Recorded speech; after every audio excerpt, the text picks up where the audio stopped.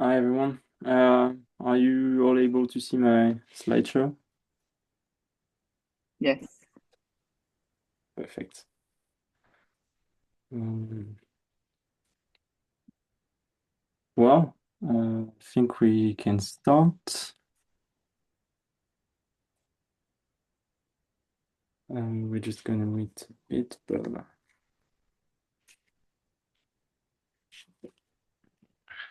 so just to let you know, I'm recording the meeting, like that, for the people that are not able to join. We might then share the meeting online on the Human Traces YouTube channel or elsewhere. We'll see. Um, so we're quite a lot already. So yeah, why not just starting? It's a pleasure to see all of you today. For this meeting on possible synthesis in Europe of the human traces recorded in lake sediments. So that's an initial idea of Nathalie Dubois. Um, and so I'm going to share with you the possible schedule for today's meeting. And a good thing could be to start with an introductions of all of you. So I can start and then you can go ahead. Um, and so afterwards we'll have a presentation of the Human Traces working group and the project by Nathalie. We'll have three small presentation about ongoing works in Europe, a short break, and then we will really go into details about this synthesis and yeah, what can we do and how. Um, so yeah, just tell me if you're happy with that. Um,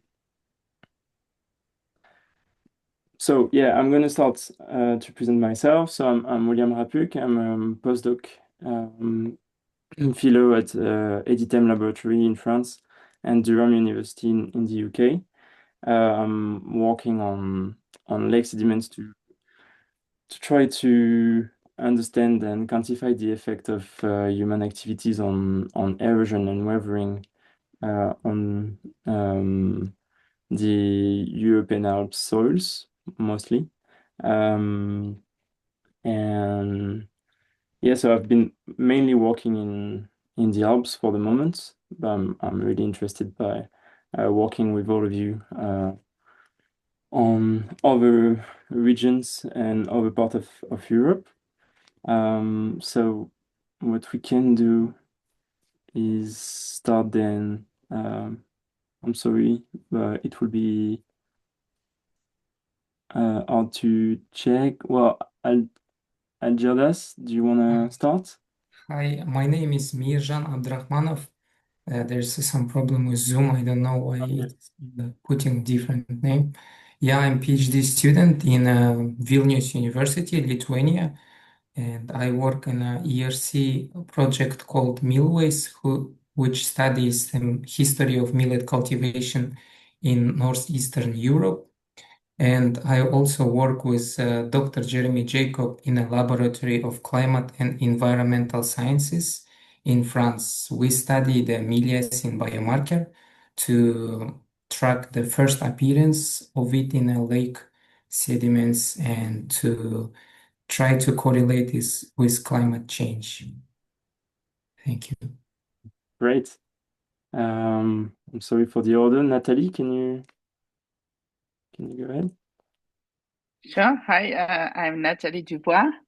I'm in the steering committee of the Human Traces Working Group, which is a PGS working group from like past global changes. And I'm the sedimentology group leader at IAVAC, the Swiss Institute of Aquatic Science and Technology.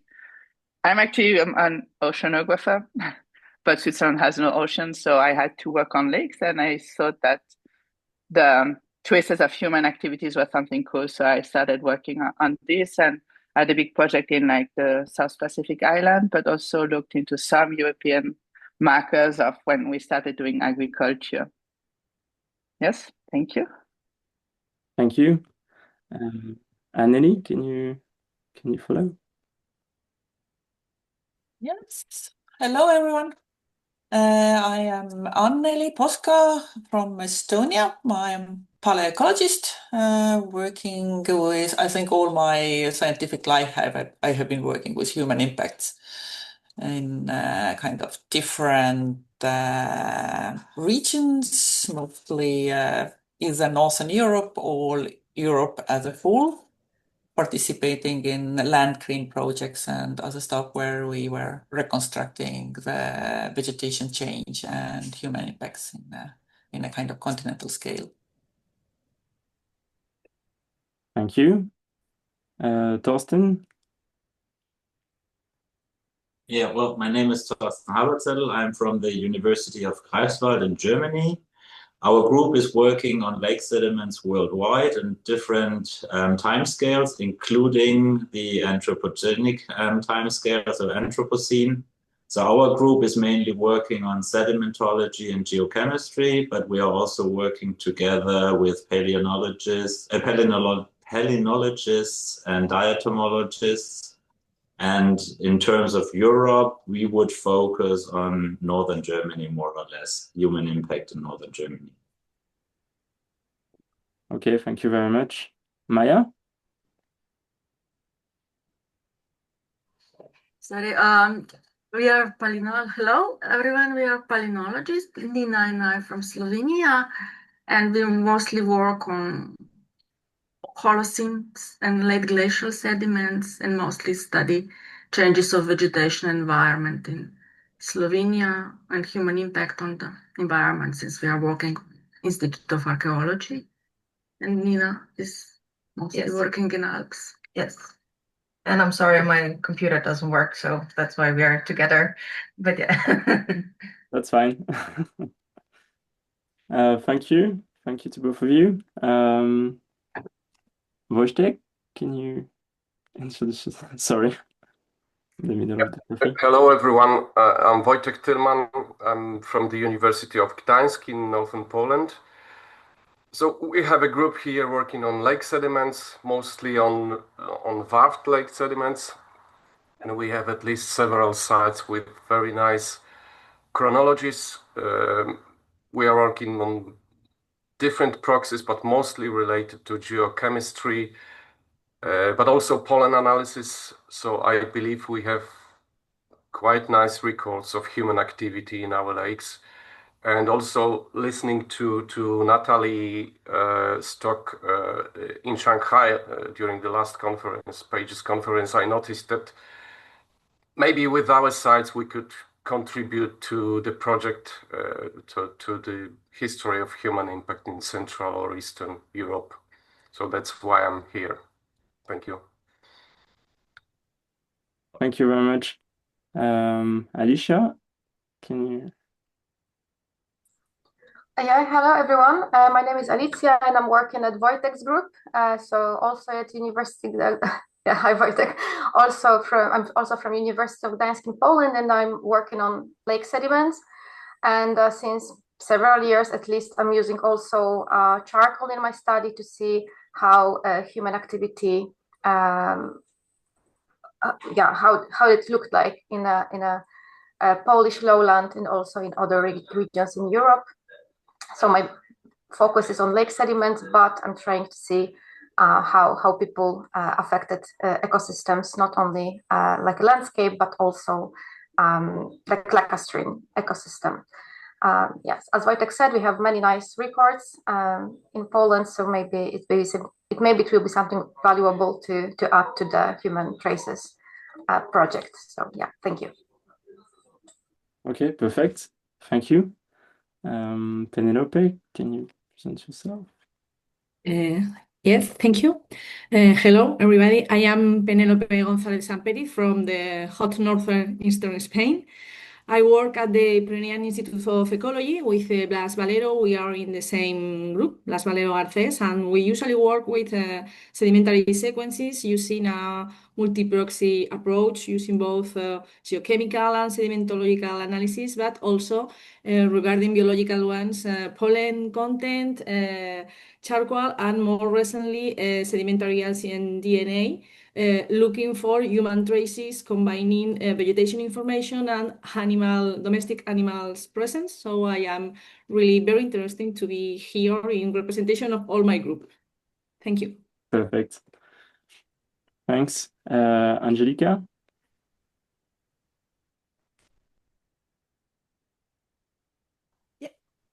Hi, I'm Angelika Feudan, based in Frankfurt, Germany. I'm also a paleoecologist using the lake archives as lakes as archives of vegetation through pollen, fire, through charcoal, grazing through coprophilous spores, and erosion through geochemistry, mainly Holocene. As areas of focus, I'm focused on Central and Eastern Europe, so Carpathians, but also lowlands and Romania and Serbia. Thank you. Thanks. Suzanne? Hello, everyone. I'm Suzanne Leroy. I was working for many years in Great Britain, but now I've moved to southern France. So as a retired, I don't have my group anymore, but I work with many other groups. I'm a palynologist, and I try to use non-pollen palynomorphs as indicators of human activities. Including also recently, I got interested in parasites because I found them in the lake sediments. And I work with two other groups in Germany and in France on lakes from Germany and Turkey with ancient DNA. And my region of interest is from Northwest Africa to China, going through Central Asia. Thank you very much. Thanks. Céline?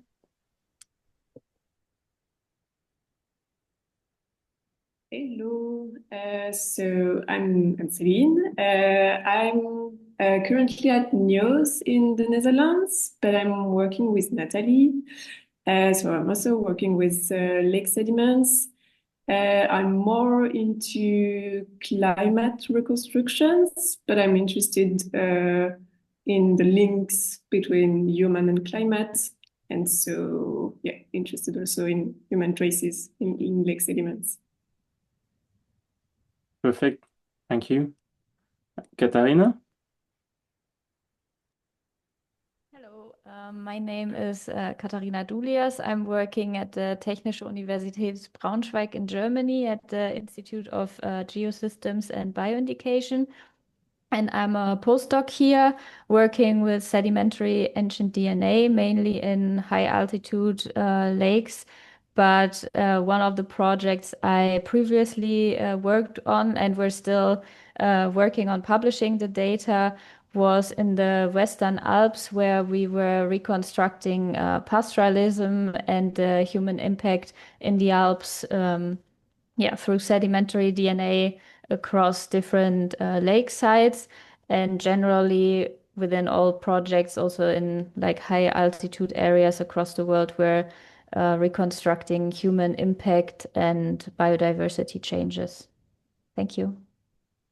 Thanks a lot. Ben? Hello, I'm a PhD student based in the UK. My supervisor is Helen Bennion at UCL, and I also work for an environmental nonprofit. So my research is primarily focused around the application of paleolimnology and paleoecology to improving conservation outcomes. So as part of that, the kind of sustainable land management practices, past and other things we can learn about through lake sediments, sort of where I focus on doing work and also like reconstructing fire history from macro charcoal, macro fossils and diatoms and all sorts of things for multi-proxy analyses. But yeah, mainly here for interest. So thank you for having me. Thank you very much. Who's next? Jessie? Oh, hello. Yes, I joined a little bit late. So I'm in the UK. So yeah, so I guess we're doing introductions. Yeah. So I'm Jessie Woodbridge. I'm a lecturer at the University of Plymouth, and I do research on multi-proxy past environmental change and trying increasingly to make those data sets more relevant to modern environmental problems as well. So my background is in paleolimnology, but I've been working on peatlands in recent years and doing research on fire history and more interdisciplinary research over the years. Thanks a lot. Marina? Hi, yeah, I'm Marina. I'm a postdoc at University of Constance in Germany and Umeå University in Sweden. And I'm also working on lake sediments, mostly geochemistry and sedimentary ancient DNA. To try and I'm really interested in looking at the links between natural variability and human impact and how those two influence each other. Yeah. Thank you. Sarah?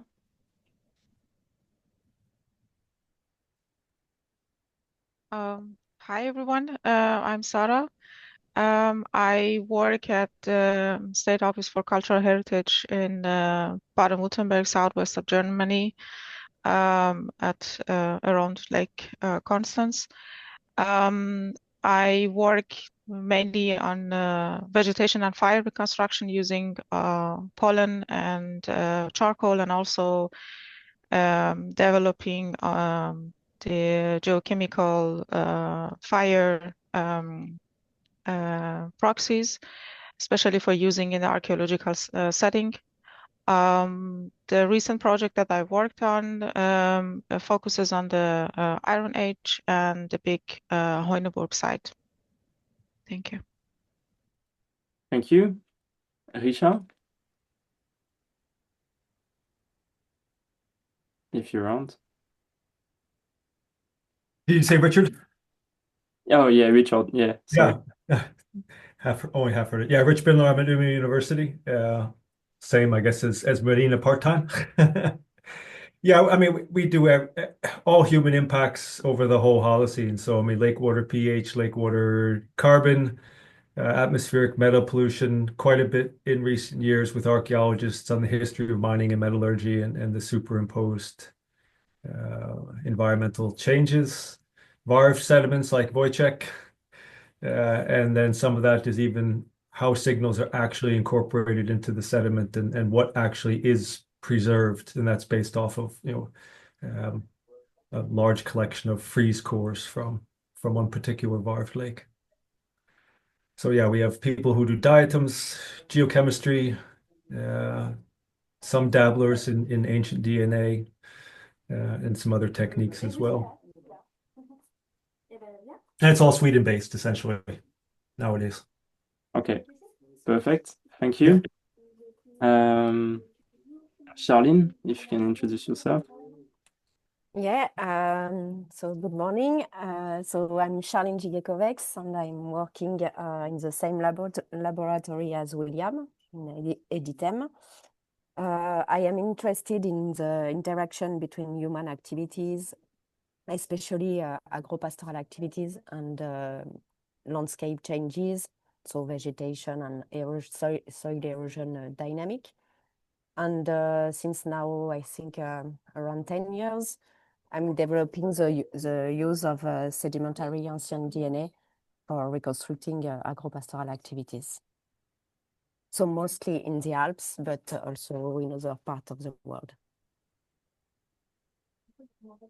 Thank you. Who's next? Richard Walton. If you can introduce yourself, if you're around. Okay. Or Ellen, if you're around. Okay, so Richard is on the train. So Sorry, apologies. Was that I've only just managed to join the call, so apologies. Are you just doing a roundtable introduction? yeah. Oh, hello. Oh, yeah. I'm Helen Benyon. Sorry for joining late. It's Oh. earlier. We're an hour earlier over here.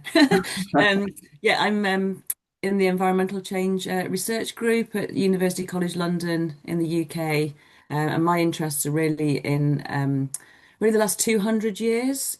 And looking at impacts on lakes over those sort of timescales. I've been particularly working in the field of eutrophication, using diatoms and other proxies to understand ecosystem change in response to eutrophication and those sort of pressures over those timescales. Okay. Thank you. Thank you. Thanks a lot. So I guess it's almost it. We can directly go to the presentation of Natalie. Natalie, if you're ready. Yes, I'll share my screen. Yeah, go ahead. I have to start.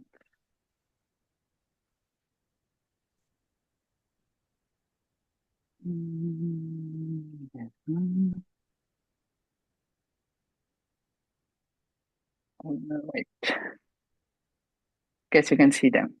Yeah. Okay, so I'm just going to give a quick introduction on the Human Traces Working Group and what has been done so far for other regions. So you know where we're at, but yeah, we're quite free with each region and it might develop quite differently. So here we thought with the IALIPA coming up in October that we should maybe try to hold a workshop and also look into human traces in European lakes. And since for once we were quite early, I suggested to William to already have this online meeting first to get started so we can get people interested, involved, maybe join the IALIPA and then also join this online workshop that we want to have on the Wednesday, most probably during the Congress. I guess if you're all here, you already received emails from William, but this would be his email. Sorry, if you want to contact him, have more questions, and also register for the in-person Congress. We just had the news last week that it will be funded, so I guess we will start up with the registration process and so on. And we should have some money to support all the ICARI researchers to attend the workshop and hence also the conference. But we will post this quite soon when we have all the information. So wait, I need to remove all your faces as I don't see my slide. There we go. So this is the steering committee of the Human Traces working group. Actually, it was John Boyle and Maddie who went and saw me, I think at INQUA in Dublin, because they're quite interested by the previous aquatic transition working group and they wanted to pursue that, looking at with a special interest in lead, as I will show.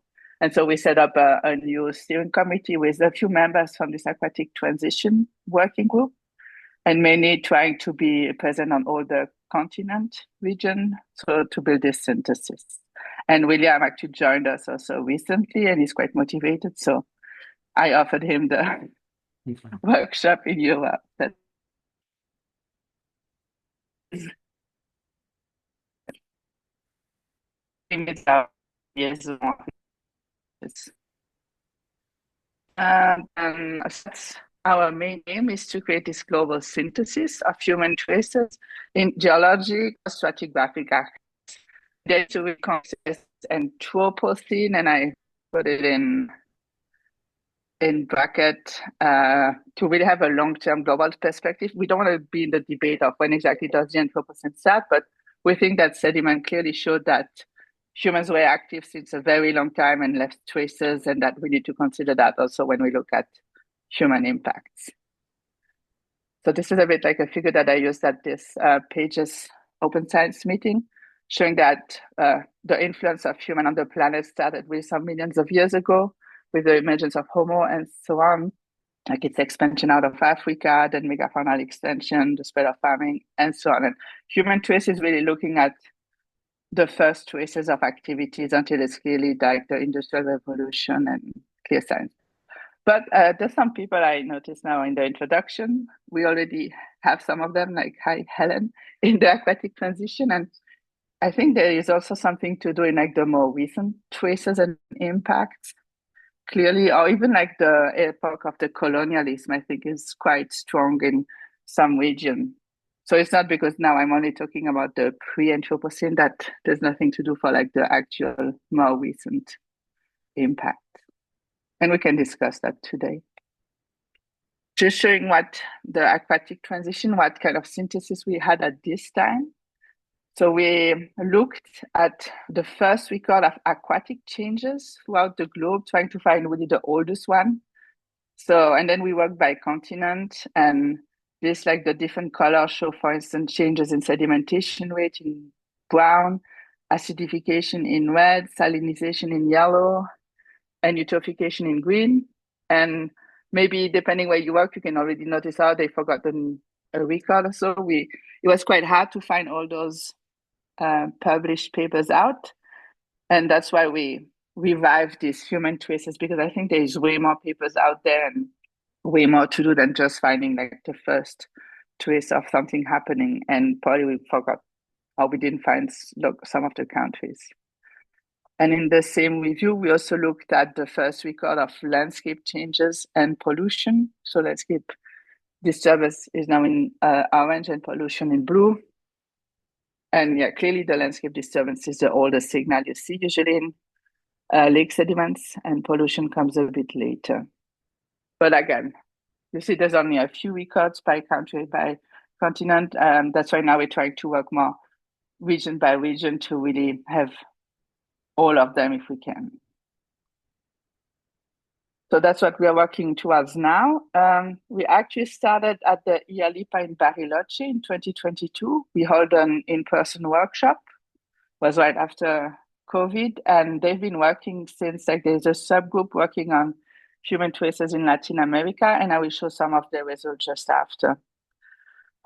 Then last year we had a workshop at the University of Sydney to look at a synthesis of human traces in Oceania. Just this month we hold a last month. The end of May we hold a workshop at the PHSOSM in Shanghai to start a synthesis of human traces in Asia. And yeah, this year now we plan this online, and also in October for human traces in Europe. And then next year, hopefully we can start a synthesis for Africa and one for North America. And then we have the whole globe. No.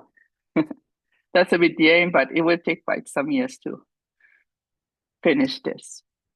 Just also a quick note, I don't know if you received the Pages Global Change magazine, but the last volume that just came out in April is from our working group. Because with this different workshop we hold during COVID, we noticed that there are quite a few of different natural archives that show landscape openness. Some looked at like the enamel of tooth from Africa, or tree trunks in the Arctic, or like cave speleothem in Sardinia.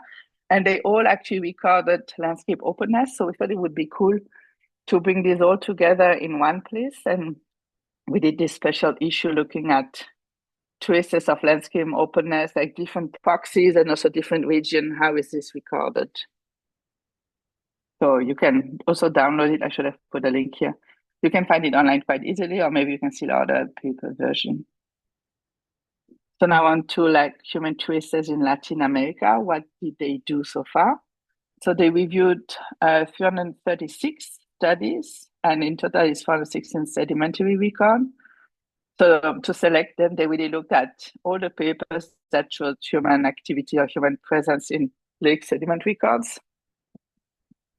And then they worked by different region in Latin and South America.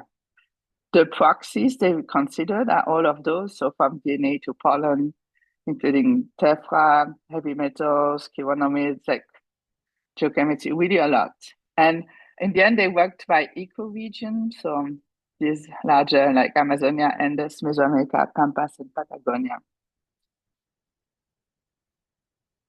And then they really defined, try to look at different, either the human trace, so what do they see in the sediment, and also what human activity is reflected by this trace.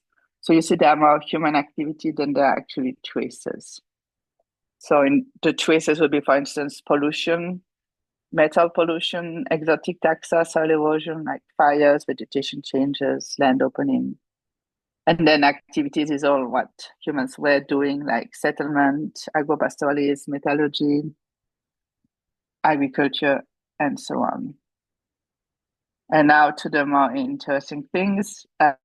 This map is just showing the number of records by this region. So they use then also the archaeoglobe, sorry, the archaeoglobe region. So region from the archaeological synthesis.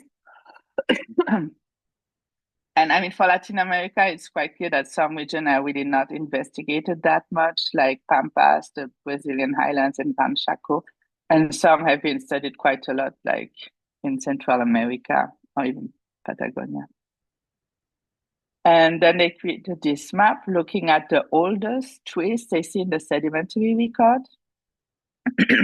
So the color is the oldest trace that they notice. And then the size of the dot, each dot is a record, and the size is also giving the age of the oldest signal of human activity. And you see, like the less investigated region, they rather have a younger human trace, like in this last millennium, and some regions from Central America, they have really quite old traces, like 10,000 years ago. Then what they did, and it's quite interesting, they compared the age of the first human trace in the lake sediment, which is shown in orange, with the age based on the archaeological radiocarbon database from People 3000, which are the green dots and the green bars. And for Latin America, for most regions, actually the archaeological dates are older than what they see in the sediments, except for like the top part, like southern Mexico, Belize, where here clearly the lake sediments show an older presence than what the archaeological records say. That's just what I said. And just also quickly about the lead record, because some people here are also part of this working subgroup. We had a presentation by Professor Joe McConnell on the lead pollution record in ice cores. And we got quite intrigued by his presentation because some of the peaks they see in lead pollution in ice core, like this Carolingian peak, we don't see it in lake or peat records from northwestern Europe. So we're wondering, what is this peak? Is it really Carolingian? If not, then what is it? So we thought it would be quite cool to actually compare the lead records from lake and peat with like the lead record in ice cores. And so we created this subgroup. That was John Boyle and Maddie Moyle at the University of Liverpool, where they're trying to assemble Holocene lake and peat sediment lead records to compare with ice cores, produce a database, and also we view the methodological approach to collect these lead records, because they noticed by reviewing the papers that not everybody used the same approach, and it would be good to have a uniform approach for the future. And the idea is always with pages to create a nice database that can be used in the future. So our aim is at some point to create a database of human traces. But as you saw with all those proxies before, they're quite different. So it's hard to have a database where you have cDNA and, I don't know, like diatom counts. And so to get us started, we decided that these lead records will be the first thing we put in a database, and then we can expand from these lead records and add more proxies, see how that goes. And this is the map of the lead records they have so far. If you see your record is not on it, then maybe contact them to add it. And at the end, they want to have a synthesis paper looking at different regions. So these are the regions I think they defined so far that make most sense based on the lead records they observe. So for instance, Scandinavia and UK and Ireland do not show the same signal. That's why it's not one region for Northern Europe, but really a separate sub-regions. And yeah, while they were at, they noticed that the methodology is not always the same and not always ideal. So they decided to also create a methodology paper, which really highlights the best way to collect these records. And it will be mainly aimed at research student and early career researcher, like covering site selection, how do you choose your analytical method, how do you process the data, and how do you report everything. And yeah, with this, I'm actually finished presenting the working group, and I had just at the end some example of topics that we could discuss today. What are the key time intervals for human traces in activities in Europe? They probably not the same as in Latin America, for instance. Latin America, it's all like pre-Columbian, then the Columbian period, and then the modern period. But I guess for Europe, we might have really different time periods. How can we best split the sub-region? Does maybe the archeoglobe region work? Maybe we need something else, like the lead, because clearly show that UK and Cunningham need to be separated. Which proxies should we consider, and which human activities should we consider? So that was just a bit to get some start, but there might be also more questions that we need to answer. And yeah, William, with that, I hand over to you. Well, thank you very much. Thanks a lot. So I'm going to share again my screen. So just to move on, we can have a first short 10 minutes presentation by Merzan, if you're ready. I will try to share my screen. Yeah, go ahead. Can you see my screen? Yes. Okay. Yes, this is my name is Mirjan Abdrahmanov. I'm a second year PhD student in Vilnius University and Millways project, which studies the millet cultivation history. We collaborate with Jeremy Jacob to study Milliacin biomarker in the northeastern Europe and try to correlate with climate change through pollen, chironomid, and deuterium isotope analysis.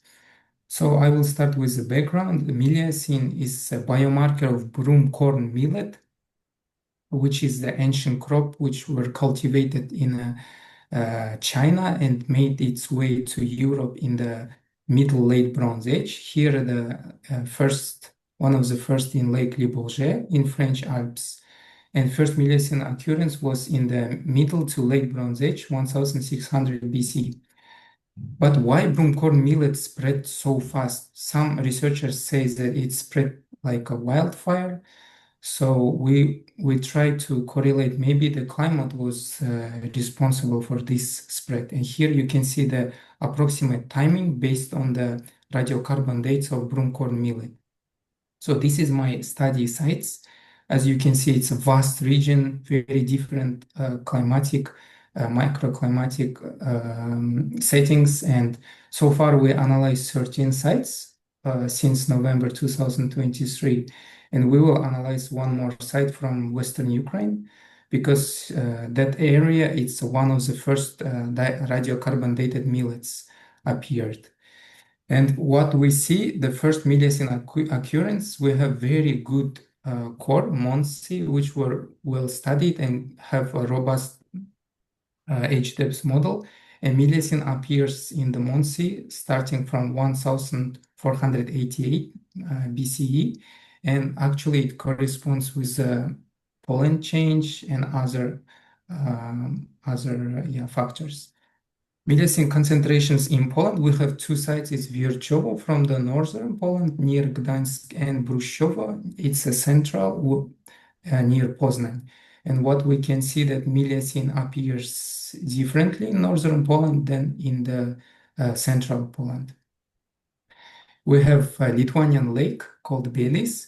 We still try to increase the resolutions, but from what we can see, that the Milliacin, the millet cultivation, starts with the late Bronze Age, intensifies, and small also scale it's during Iron Age.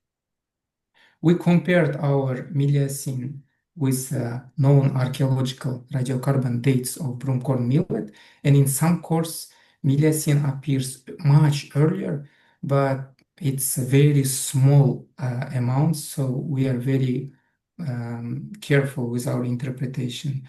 But more or less in all the cores, it corresponds with radiocarbon dates from broomcorn millet macro remains. And changes in Milliacin concentration is very interesting because some climatic events such as 2.8 might influence So we will try to increase this interval in the Mondsee core during the upcoming years to see if there is any correlation. And here we will do the same with Brushovo core from central Poland to capture, because in Wierchowo, in the northern Poland, we see that Mieliacine appearance corresponds with cooler and wetter climatic conditions.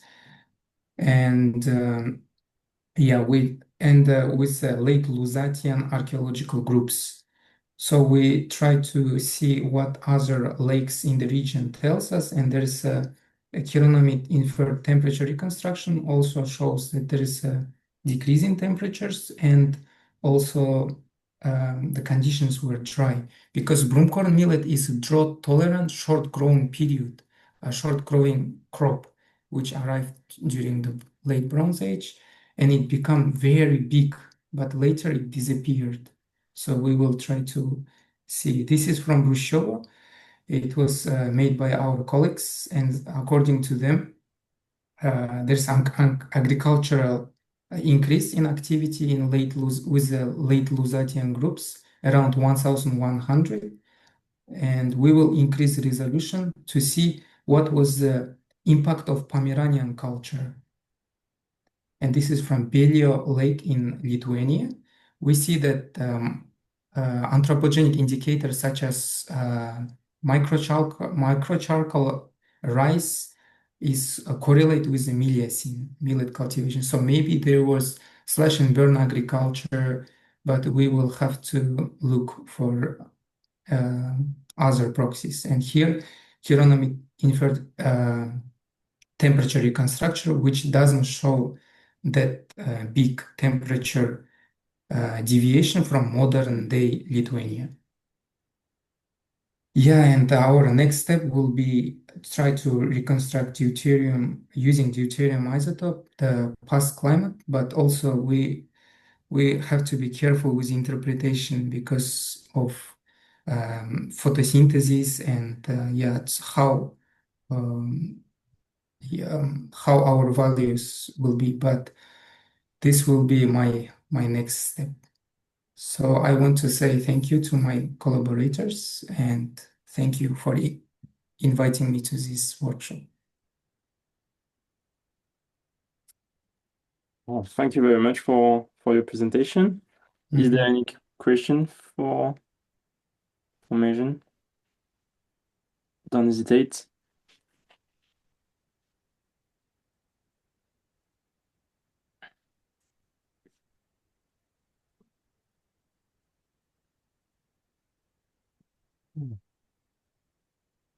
Okay. I might ask, just you said that it spread like wildfire. Yeah. How, like, do you mean it spread naturally, or is it really the humans were very fast at moving it? Yeah, there was a very good paper by Filipovic et al., which they got all the radiocarbon dates of broomcorn millet in Europe, and they tried to model how it spread. And according to them, it was quite rapid because broomcorn millet was cultivated in China during the Neolithics, like 6000 BP. But in Europe, it arrived and it picked up very fast. So this Milways project is gonna answer what is the reason behind it. Is it climate change, which I'm responsible to see if there's any correlation, or it's a social, if it's social reasons, or I don't know. So yeah, because we don't see it during the Neolithic times, and with transition from Middle to Late Bronze Age, you find it everywhere. And because broomcorn millet is C4 plant, also you can see it from the stable isotopes of bones from diet. So it's very interesting. Maybe it's connected with the intensification of agriculture, you know, the Bronze Age tools and all this.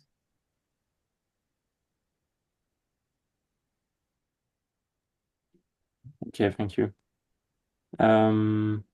Is there any other question? Otherwise, we'll move on to the next presentation.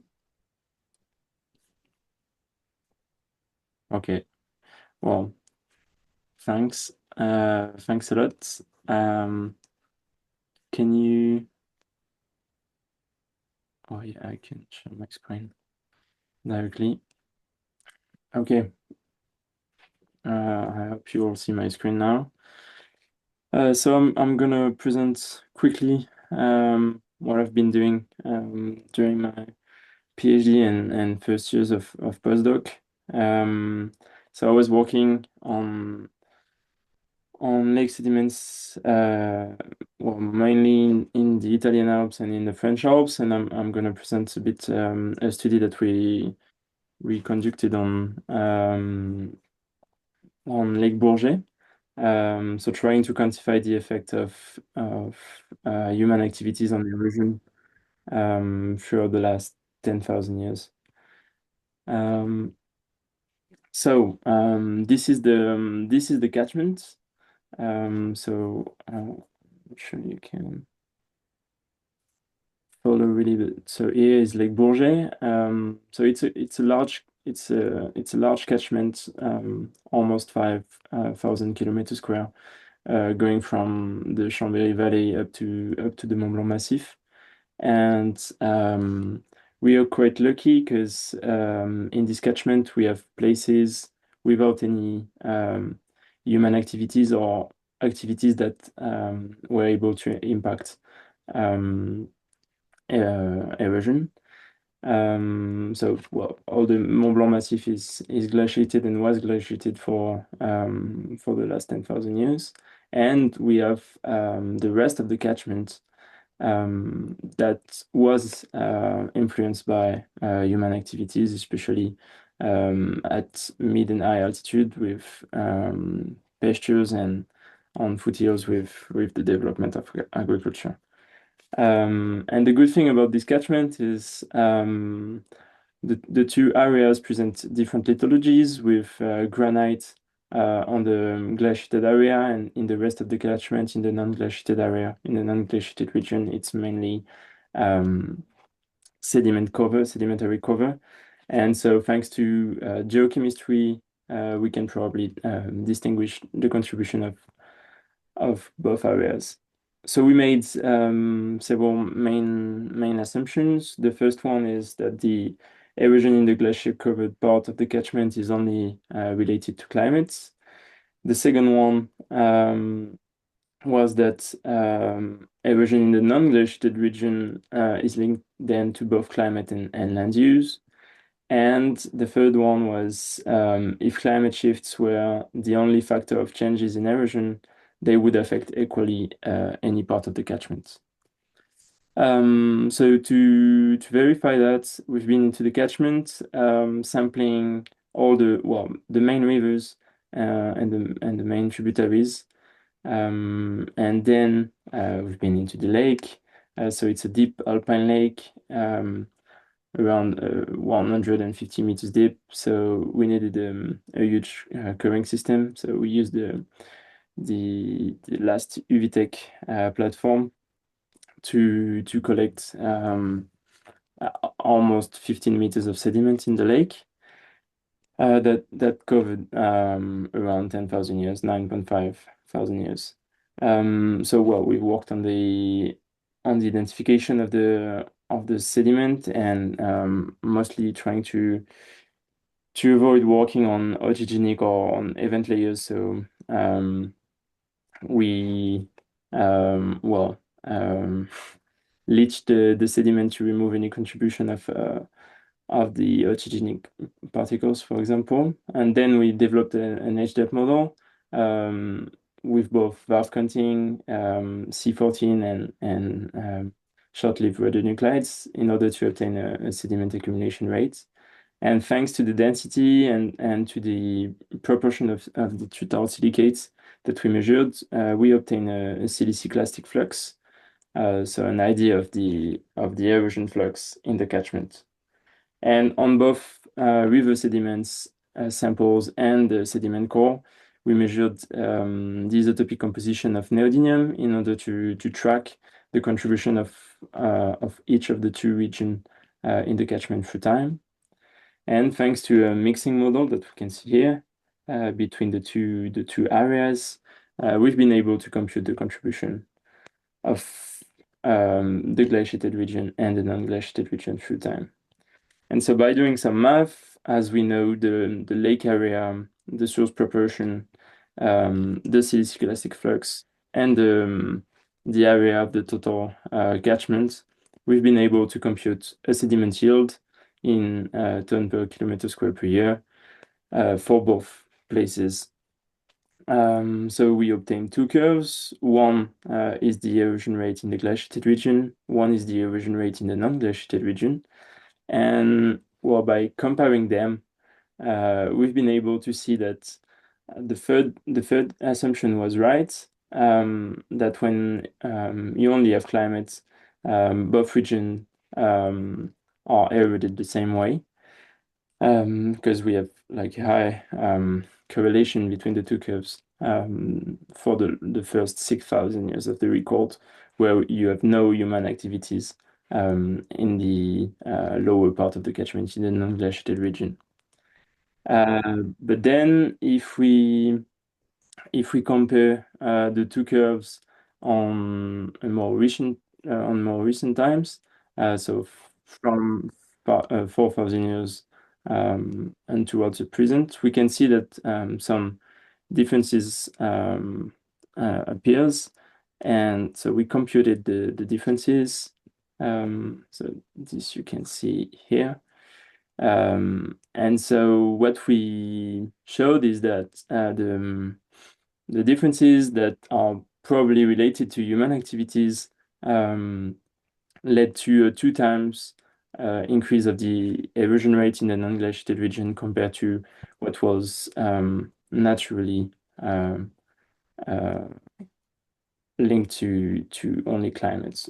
Well, how can we explain this excess? So as it's not explained by climate, could it be human activities? And so to be sure of that, we've been looking at pollen and eDNA data from lakes in the catchments. So thankfully the catchment was well studied. So we selected lakes in and around the catchment, 8 lakes located at low altitude, mid altitudes, and high altitudes. And thanks to the work already conducted by Charlene and others, so thanks to several eDNA and pollen taxa, we computed an index of agropastoral activities by lakes. So when the index is high, you have a higher intensity of agropastoral activities in the lake catchment.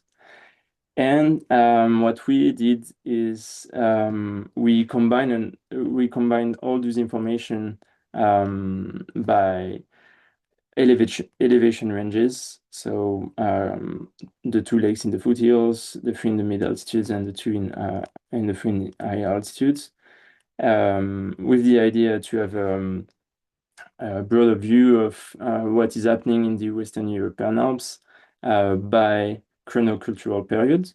So you have, for example, Neolithic, early Bronze Age, mid to late Bronze Age, and so on.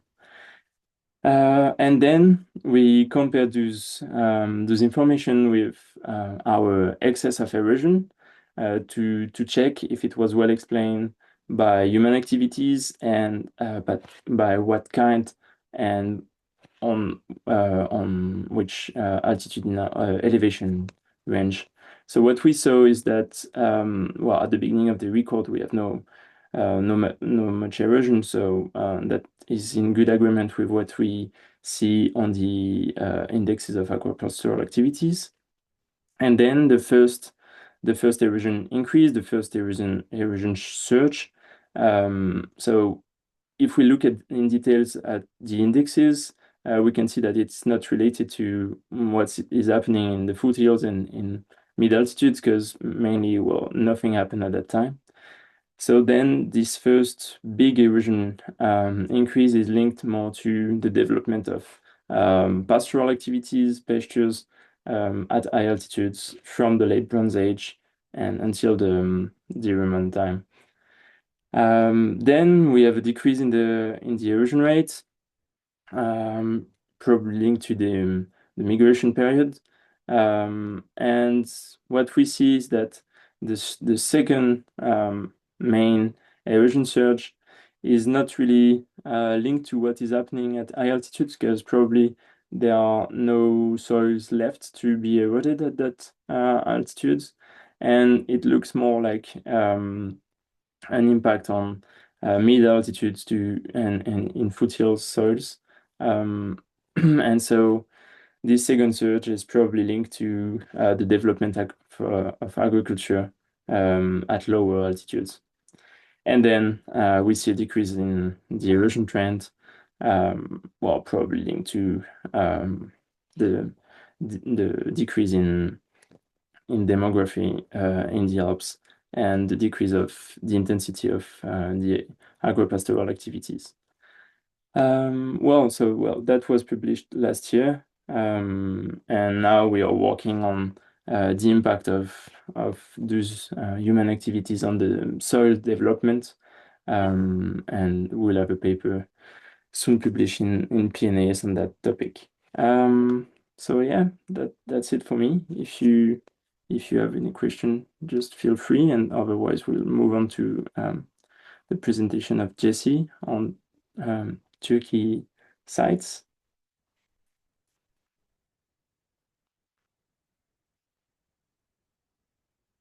Hello, should I start straight away, or are we leaving a gap for questions? Or no, if we don't have question now, you can go ahead. I will just stop the screen sharing. Yeah, I think you can go ahead. Right.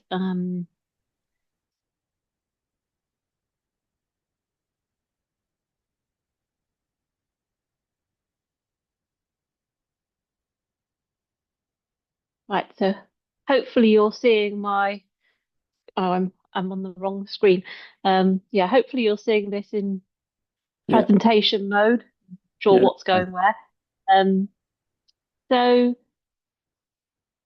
yeah, so I'm going to talk about some research I've been doing in Turkey in the last few years with collaborators in Turkey.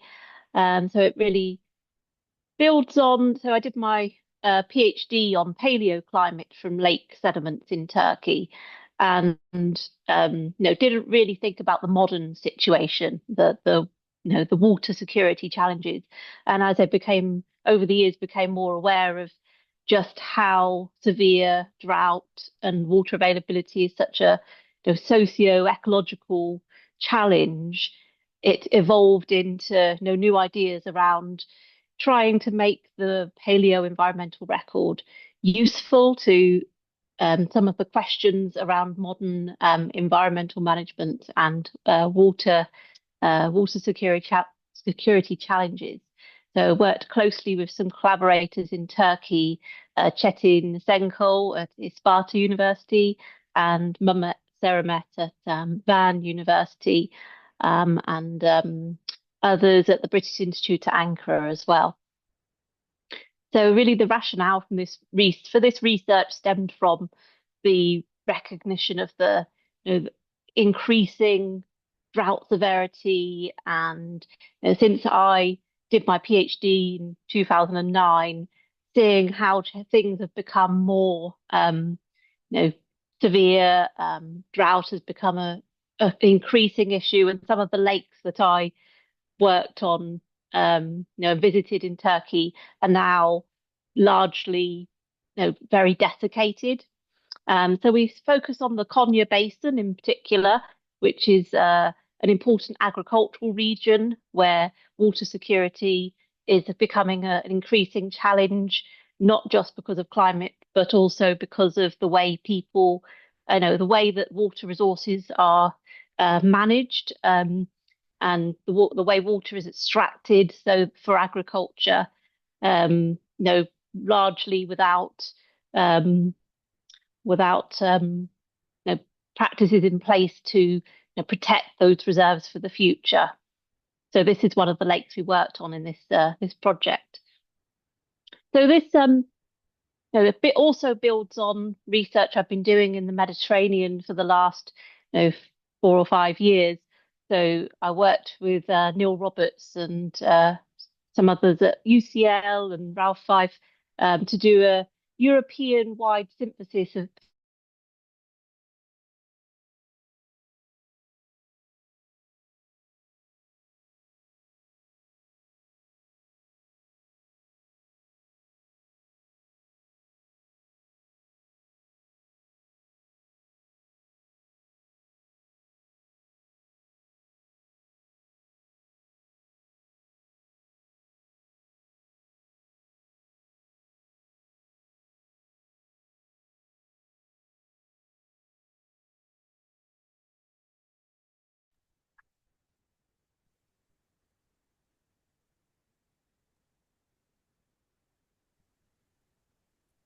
Can you hear Jessie or we No. lose?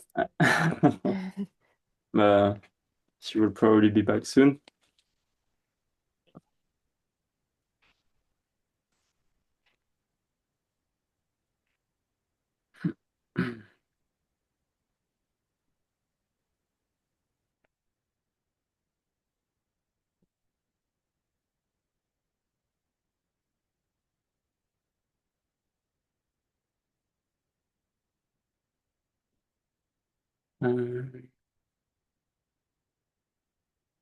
Okay.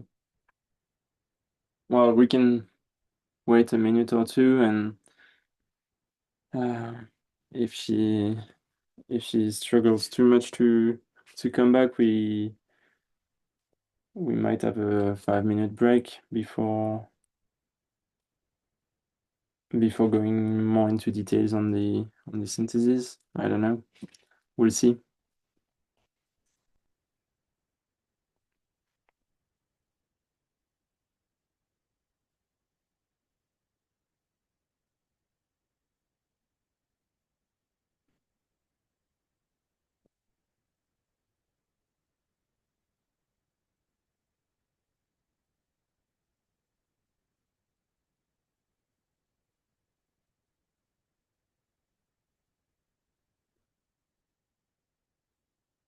Okay.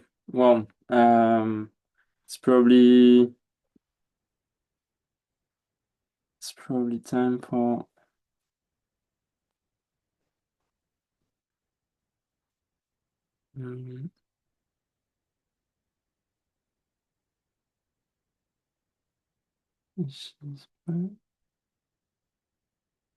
Okay, well, we'll have a 5-minute break, or let's say 10-minute break, and we can all come back at 10:15 if you all agree. And then, well, let's hope that Jesse will be back, or otherwise we'll just start to talk about the synthesis. Okay. See you soon. Yes. Okay, thanks.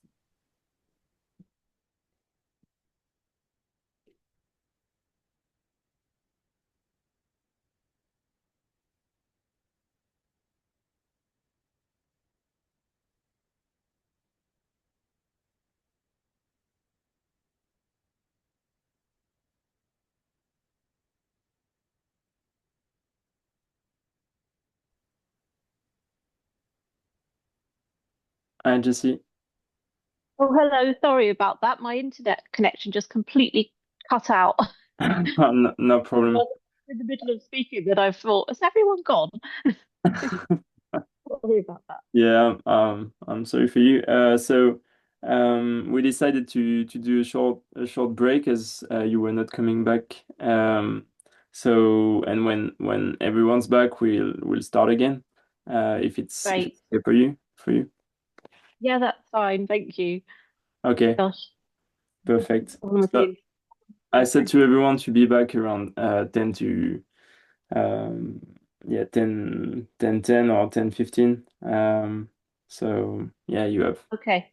All you have right. 10 I'll come minutes. back in 5 minutes then. Right, great. I hope my internet connection doesn't cut out again. I'll just have to No, be aware that I might suddenly disappear again. I don't know whether it's because we've got really bad weather today. Maybe Oh, something. okay, okay. Might be related, Okay. yeah. Right. Yeah. So yeah, when you're back, you can directly share your screen and we'll start again. Brilliant. All right. See you in a minute then. Yeah, see you. Bye. Thanks.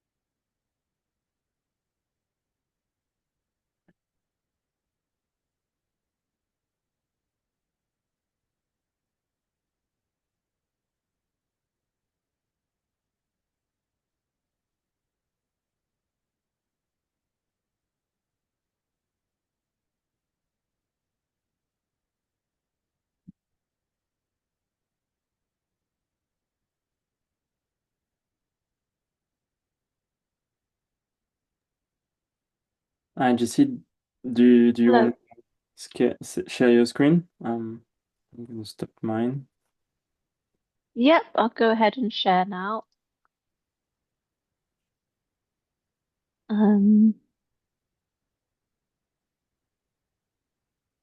Yeah, can you see my presentation Yeah, now?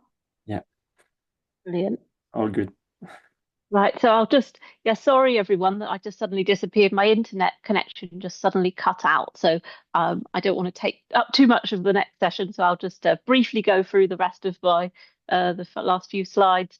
No, So I no, was just take your talking. time. Take your time. You have 10 Okay, minutes. Yeah.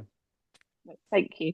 So I was talking about previous research I'd done on Mediterranean paleo environmental change and human impacts, and a synthesis of data sets from across the Mediterranean. This was one particular case study on Turkey, and through these analyses, we found numerous statistically significant relationships between the estimations of human population change and changes in the pollen records from these sites. I think there were about 25 sites across Turkey. So using indicators of human activity, an index of cultivated trees, an anthropogenic pollen index. And we also found relationships with a synthesis of hydroclimate records as well from lakes. So, and we recognized that these relationships were changing through time, and it really highlighted the complex relationships between humans and climate and land use, and landscape resilience over time. We started to think about how these can be, you know, quite region specific, and they can vary across individual sites as well, which led to some of the ideas in research that developed after this. So in this example, this is very active research at the moment, unpublished currently.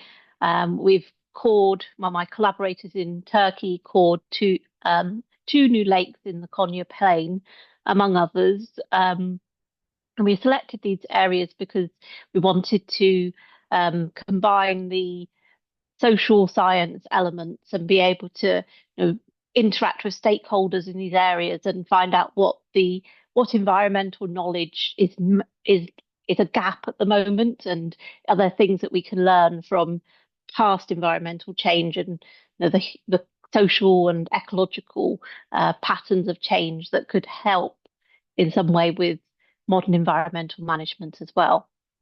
And it's not easy to combine these diverse methods together, and once data are produced as well, it's quite challenging to think, right, how do we now amalgamate and pull out key interpretations? So what we've largely done is use the interaction with stakeholders to drive the kind of questions we ask when we're looking at the paleo environmental data. So this is an example of some of the field work that was carried out, part of this research, coring some new lake sites, and some of the social science field work as well, looking at different types of agricultural activities, some that are very dependent on irrigation and a high level of irrigation, whereas others are more suited to an arid climate. So methods that protect agricultural areas from climatic drought in summer. So using olive and fruit trees alongside other types of farming to have that kind of that more resilient system in place. So it's very eye-opening, very valuable to do that social science research and find out about the challenges from the environmental challenges from the people who live and manage those environments. So moving straight on to the paleo environmental data now. So from these new newly cored sites, we've now produced some multi-proxy analyses. So we have pollen data and iTrax data of elemental analyses. It's still quite an early stage of analysis, really. So these are just initial thoughts and interpretations.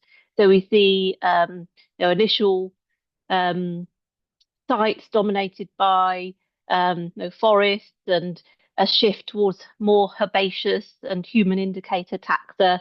We see some indicators of changes associated with abandonment. So juniper increases some records that shows that can colonize areas that have been, agricultural areas that have been abandoned.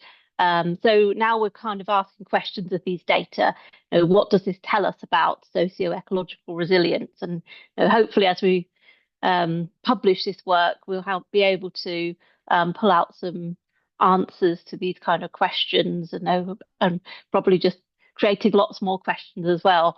So this is a second site that recently was cored as well, and the pollen data produced. We see quite some different patterns at this site. So they're both in the Konya Plain, but quite spatially varied. So we see oak and pine landscapes replaced by dry steppe dominated environments, and an increase in chenopodiaceae and grasses. So we're seeing indicators of more agricultural conditions, and we're starting to ask questions about, during particularly arid climates in the past, what kind of land use were people practicing, and can we learn lessons about environmental resilience from these data sets? And the Mediterranean is an interesting area because the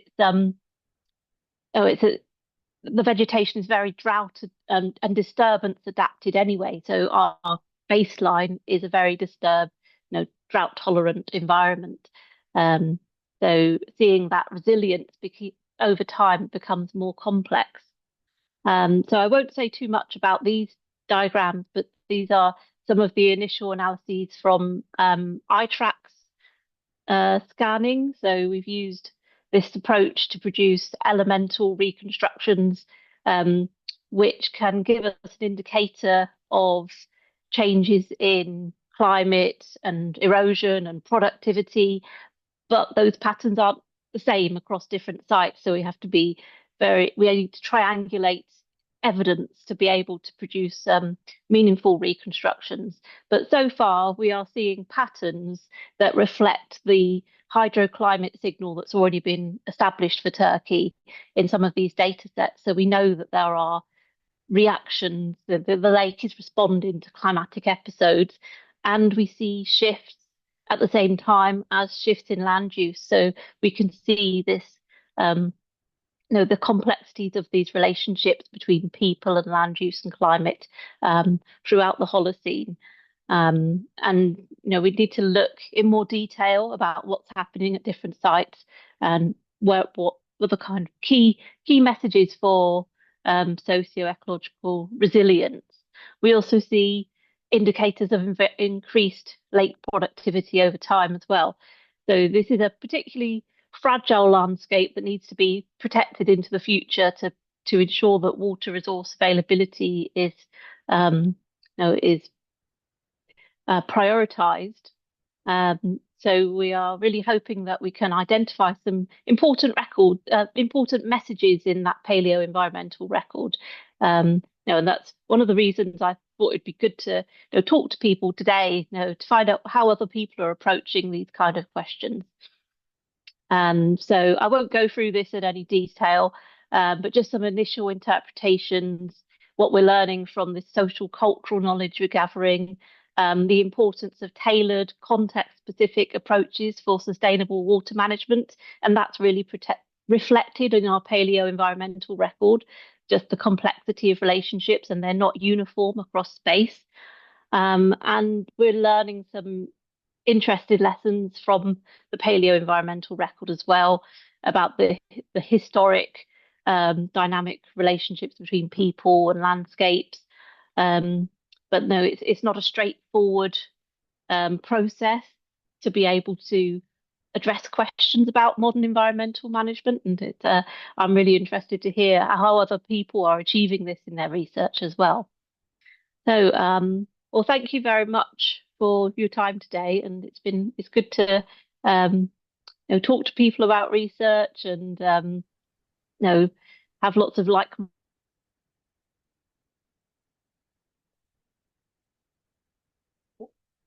Well, thank you very much, Jesse.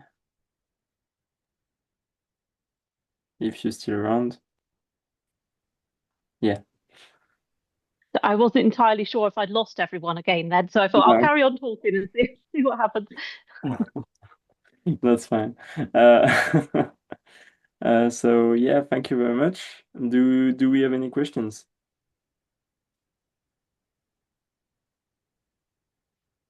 Otherwise, we'll just move on and start the discussion. No questions. Oh yes, Suzanne. Yeah, go ahead. Yeah, thank you very much for this interesting talk. I had a question regarding the link between development of agriculture and climate becoming drier. So if you could say a few words about that.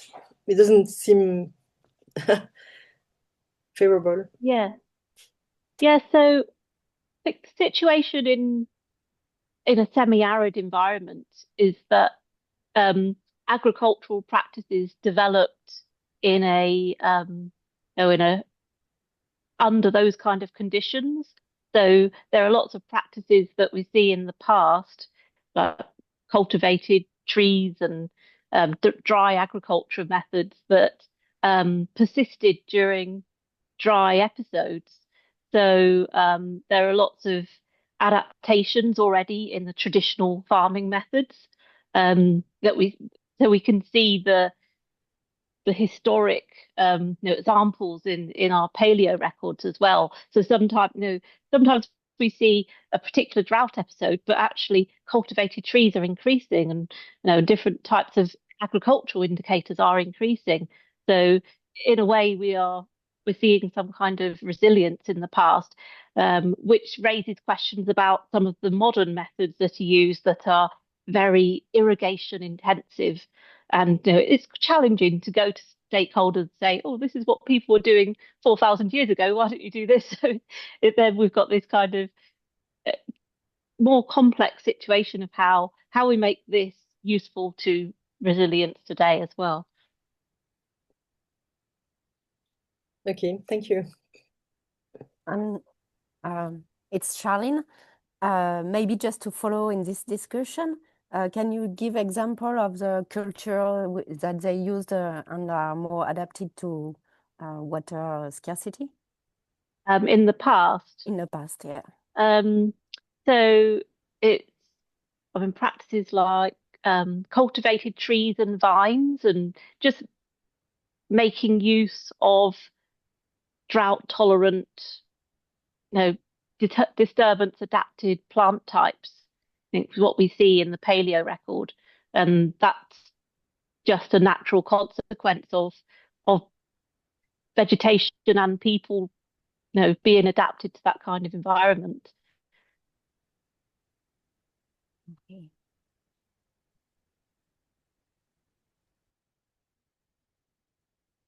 Well, thank you very much, everyone. Good to have some questions. Yeah, thanks a lot. Well, I think we can move on. And so, well, now it's just time to discuss all together on what to do now. So I prepared some slides. I'm not sure we'll need them, but we'll see. So just to extend a bit what Natalie said during her presentation. Well, so here is a list of proposed objectives for this working group. It could be that to map and share existing lake sediments records across Europe, identify common indicators and methodological approaches, assess spatial and temporal coverage, And well, I hope we may lay the foundation for collaboration on a paper or several papers and on the data on the database, and yeah, also for long-term collaboration. I'm pretty sure we've been to well, we'll have time to go back to the slides afterwards, but I'll just stop here with this first question that I have, and then we can start all together the discussion. So yeah, the first point was for me, what type of human traces are we, or will we focus on? Would it be the earliest evidence of human presence, environmental changes like crises or surges, or both? So I'm pretty sure that's a good question to start with. So here you go.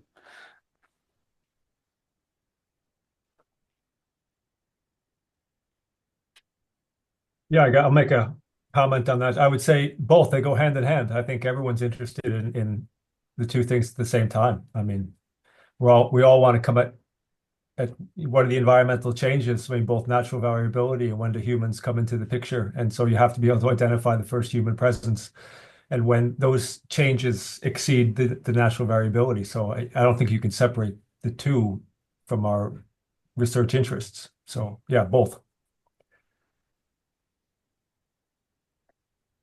Yeah, I agree. John as well. Thanks. Okay. Okay, that was, yeah, Penelope, go ahead. Yes, in my opinion, both too. It's really interesting to test first the presence of human, but especially what impact their activities had. So both, sure. Thank you. Okay, great. Well, it's also Natalie. It's also what they've been doing in South America, right? I yes, I think what I was wondering at the same time is like, is there a way to quantify or illustrate like the first sign is easy, okay, you put it down on a timeline, but then when you see further changes, is there a way to like put numbers that you can then compare between proxy, between archive, between region? This is gonna be the most tricky part. Like, how do we say, okay, high? Maybe we need like some marker, like small, medium, high, low, and define how we do that. But yeah, this is gonna be the most tricky part, I think. But Yeah, you're right. That's a good idea. Charlene, go ahead. Yes, the things I liked in your presentation, Natalie, about South America is that the comparison between archaeological findings and first finding in the lake that are probably more human impact. So it means that you can see first presence of human activities, but with no impact or not very huge impact, and see the delay when the huge impacts start on the environment. And I found that very interesting. So if we could do something similar in Europe, combining this archaeological finding, it's very interesting.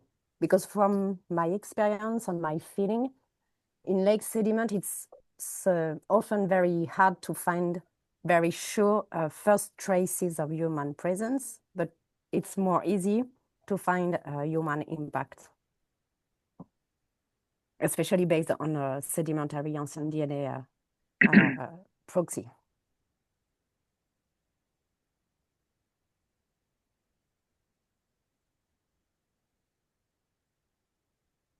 Okay. Thank you. Everyone else?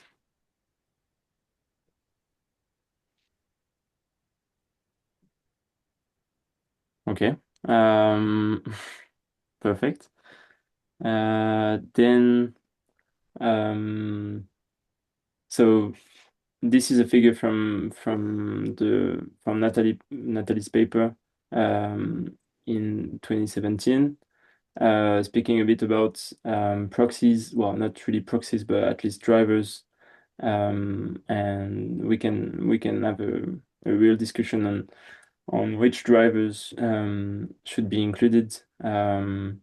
Are we keeping the same, or are we looking at other stuff? I don't know if you have ideas on the matter.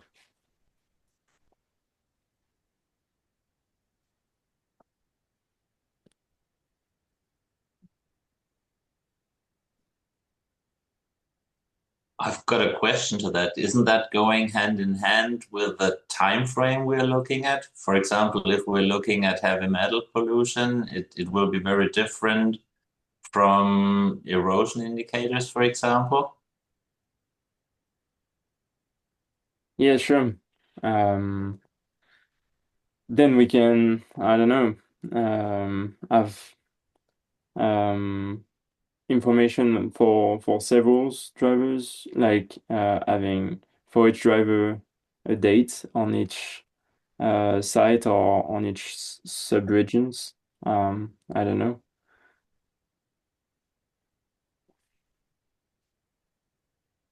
Sorry, can I say something? I just really don't know how to raise a hand in Zoom, so sorry just for jumping in. I have a question because as I agree that it's most important question is what time frame we are looking at. And when you have this proxies listed here, I think it's quite important, especially from my experience, is that the pollen data and charcoal data are one of the most indicative for human impact in lakes, at least in northern Poland. I did quite several reconstructions based on charcoal, and I can see the first human impact, at least in my records, but usually based on charcoal and pollen data. So I don't know if it's coming later or not. I just wanted to add it here because the proxies are listed here. So this is something to remember because we have quite a lot of reconstructions from Poland based on the pollen data, and we can see that there is a human impact, especially visible in pollen data and archaeological findings.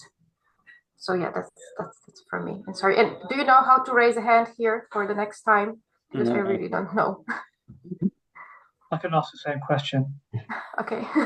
I can't see the button any longer. No, me neither. Me too. I have the same question, and also I would like to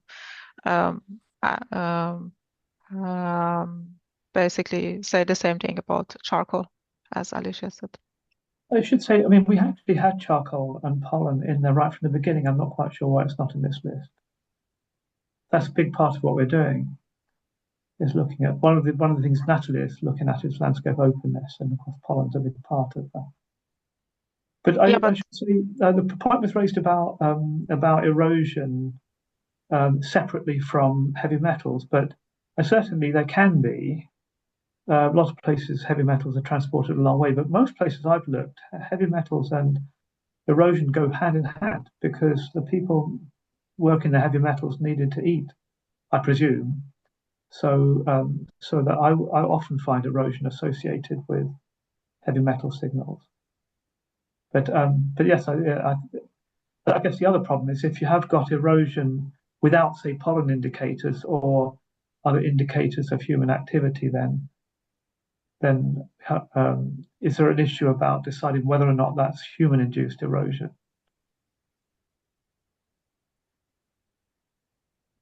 Yeah, you're right. But on the other hand, this is something on what I noticed recently. I'm working on the next record from the lake, and I noticed that there is charcoal and there is pollen indicators of human impact, but there is no change in erosion.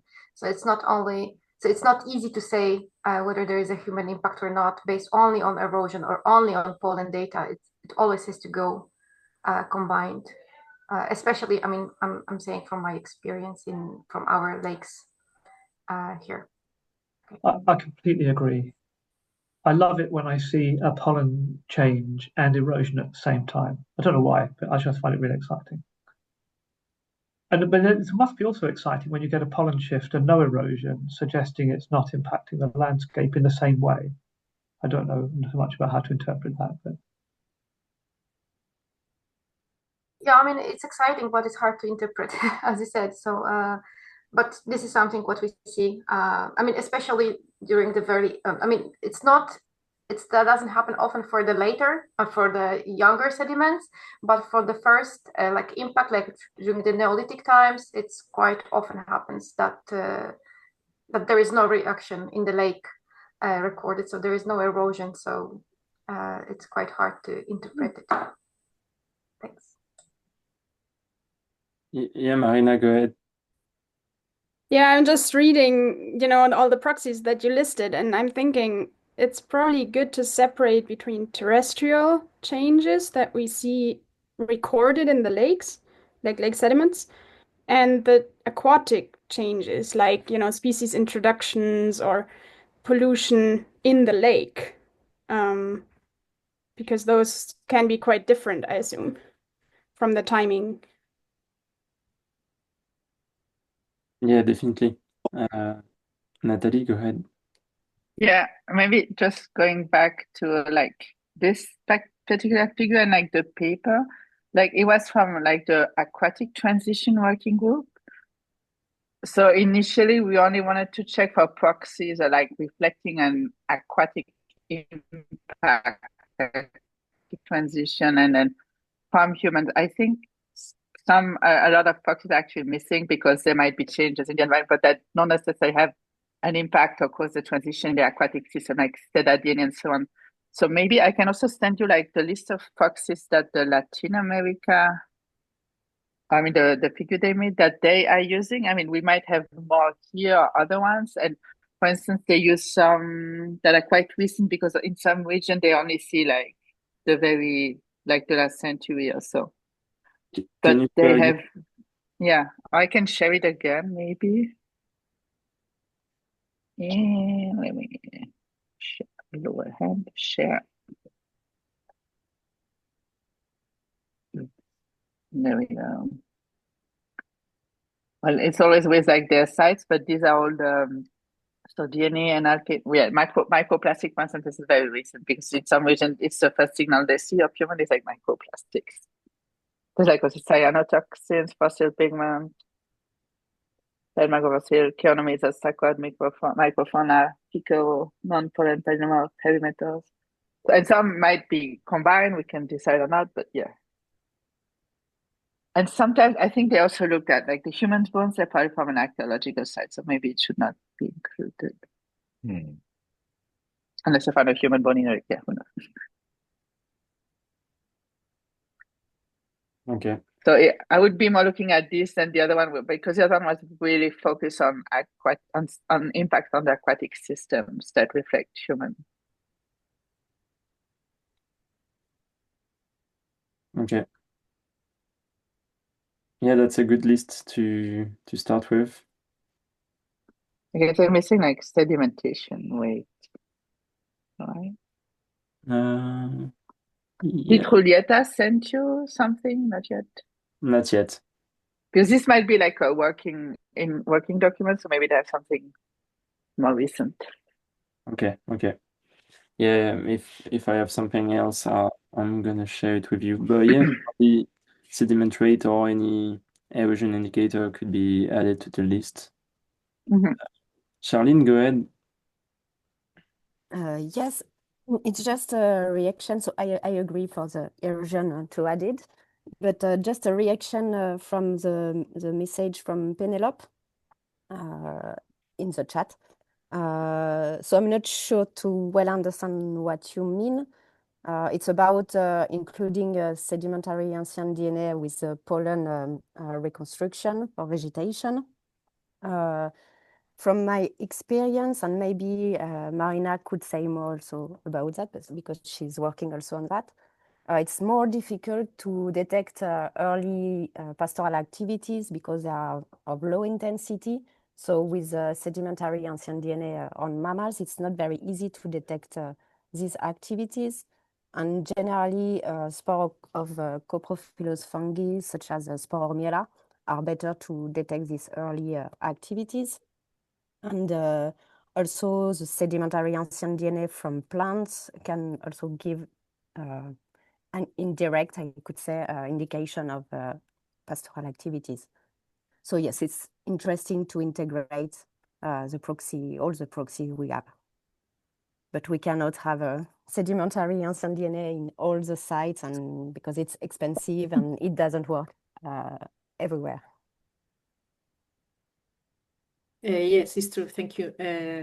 I say that because I think in some cases it's really very nice to have at the same time information regarding the presence of domestic animals and the response in vegetation to that presence. But it's true that it's not frequent. It's very expensive and only in some key sites, but well, only for considering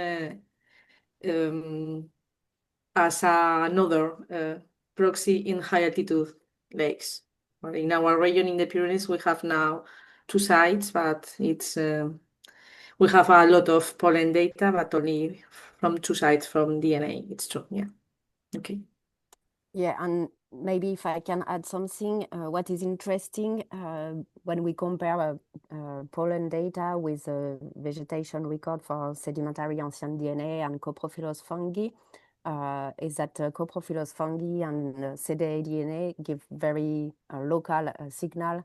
So it's restricted to the area of the catchment, and pollen are give a wider view, more regional. So it can be interesting for that also to compare this type of data.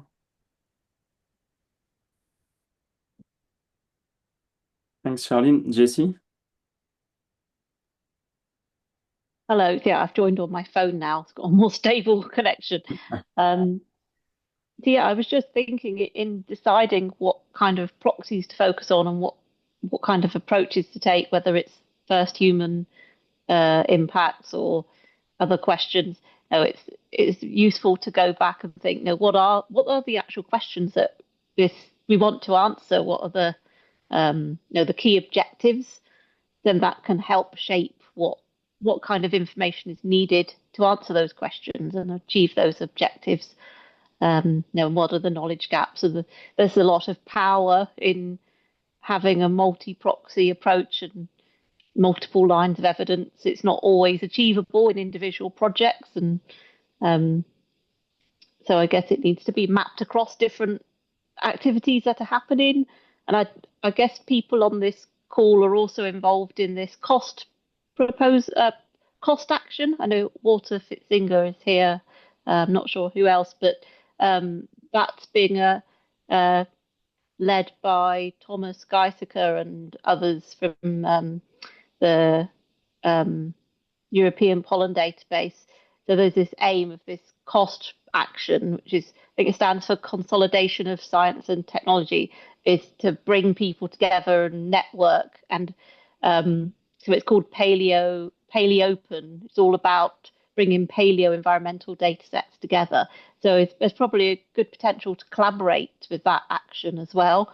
I think they're quite keen for people to sign up to working groups and be involved in that action. So I might be saying things you already know about yes, but it's exciting, to think all of the potential of all these different types of data sets and lots of really fast moving technological advancements happening at the same time as well. So new approaches as well that no one was talking about back when I was doing my PhD. Yeah, well, thanks. We can answer to that later. But Hélène, if you want to comment, go ahead. Yeah, hi everyone. Yeah, it's really just to pick up on what Jessie said. Myself and Walter were both at the Cost Action workshop in North Macedonia a couple of weeks ago, which was actually focusing on just 2 of the aquatic proxies, diatoms and chironomids at that particular meeting. But I know there's another meeting in July. But yeah, absolutely. I was thinking exactly the same thing when you put on your slide about, synthesizing and databases, whether this was an opportunity to interact with that project, which is all about we're going for easy wins initially to look at diatom data, chironomid data, other proxies, where those data could be easily uploaded into this Neotoma, the existing open science database. So that might just be something for this group to to think about. And then just one other, while I'm on screen, just looking at the list of proxies, just one other thing that occurred to me was the work that Neil Rose at UCL had been doing on using carbonaceous particles as a marker for the Anthropocene. And if we were particularly interested in looking at the different sort of rates and magnitude of human impacts and traces and comparing, the magnitude in the Anthropocene to earlier impact through the Bronze Age, Iron Age, and so on, whether looking at some of those indicators to show the real sort of, magnitude of the impact in the last few hundred years, post-industrialization, were also worth bringing into the mix as well. Yeah, you're right. John, you want to add something? Yes, partly in response to what Helen just said. Yes, that was the original idea, that we would put the data. Well, we spent a lot of time discussing where we would archive the data, and we picked on Neotoma as the best bet. So I'm involved in the COST project as well, and that started out with an interest in talking about how to get originally our lead data. We haven't really mentioned this yet, but we've got a sub project on looking at lead records from around the world, and we will talk to people at Neotoma about getting that archived and available. So I just want to say that so that is in fact suggested. The other thing is that when we started out with this project, part of the reason we didn't have eDNA in it was 4 years ago, and eDNA was much more speculative and less certain then. So there was that side of it, but there was also the side that we were strongly motivated with the idea that there were a vast number of data sets out there which had been interpreted for their own purpose. Of course, that's why they were done, but which, if put together, might yield rather more. So that we had this backward-looking perspective on gathering existing information, which, of course, very little of which would have eDNA in. And we still got an element of that. We're working busily on gathering lead records, and many of those are quite old. So that partly explains why the eDNA wasn't on the original list. But as somebody said, it's very exciting what can be done now, and we need to look forward as well.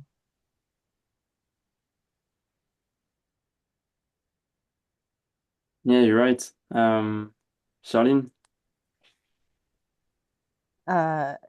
Yes, in 2 weeks, I think, I will go in Tromsø to the cdDNA scientific conference. And the first day in the afternoon, I think we should discuss about database on eDNA. And I think it's planned to integrate eDNA in Neotoma database. And I think there are already some record in it. So, yeah. But maybe also Walter can speak more about the Neotoma database. Hi everyone. Sorry actually for connecting too late to the meeting. I was a bit stuck this morning. Yeah, I mean, I think Helen and others already introduced, and Jesse especially also introduced a little bit the cost action, and I think I just will add a link to the website that anyone can go and look at. As said, there's actually wonderful opportunities, especially from year 2, which would be next year, to participate and contribute to the action.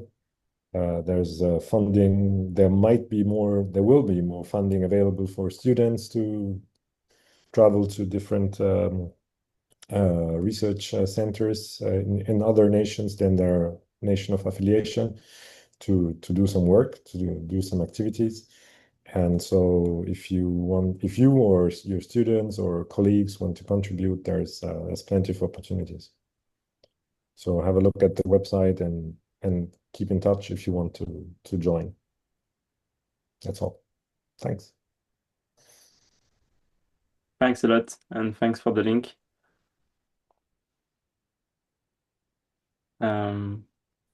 Do we have a reaction on that?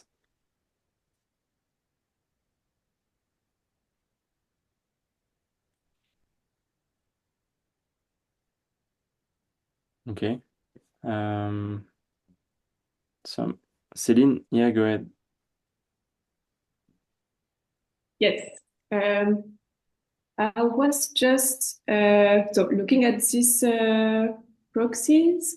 I have the feeling that at least some, and maybe most of them, can also be influenced by climate. And so, could this be a problem in your opinion, or?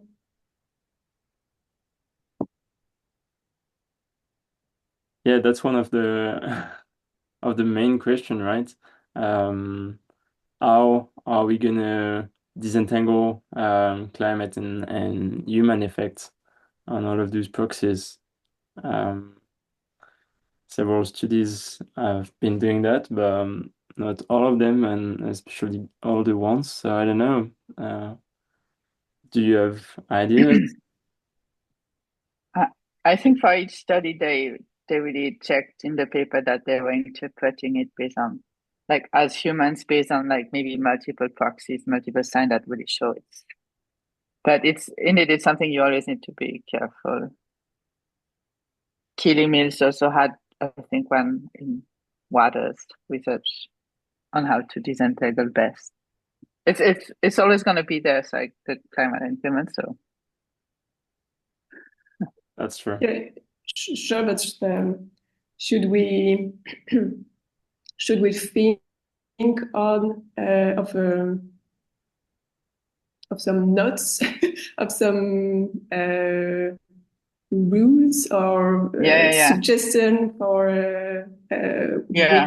which kind of data we actually put in this specific database? I think you have to look at the paper, see the paper, and then see, oh, this is sketchy, and then you start to make, okay, if we see this, then we also need an indication of this. You have to have like several indication that it's really human. If it could be interpreted as a climate, then you need another one that is. There was a paper by Bell and Blaze, I think, also showing, you have the different. I don't know how to say that. I need to find the paper again. But that is not the same kind of proxy that always show the same. That is something like, I don't know, like fire and something else, and then okay, it's not climate, but it's human. Yeah. John? I mean, I was going to say more or less the same thing, that we're taking a multi-proxy approach. And in some cases, for example, with the lead signals, I mean, you can erode lead by a climatic event, but in general, that doesn't happen like that.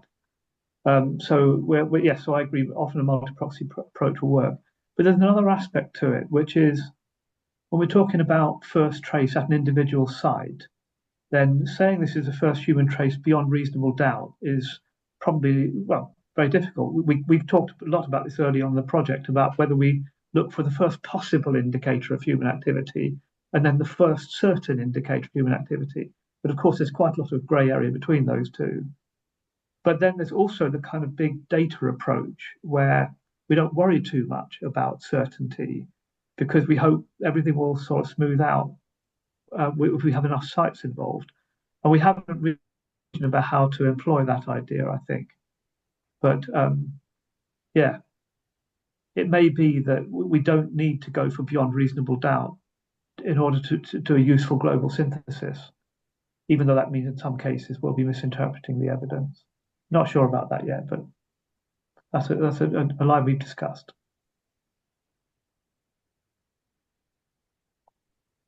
Yeah, thank you, John. Other remarks, other ideas on that question?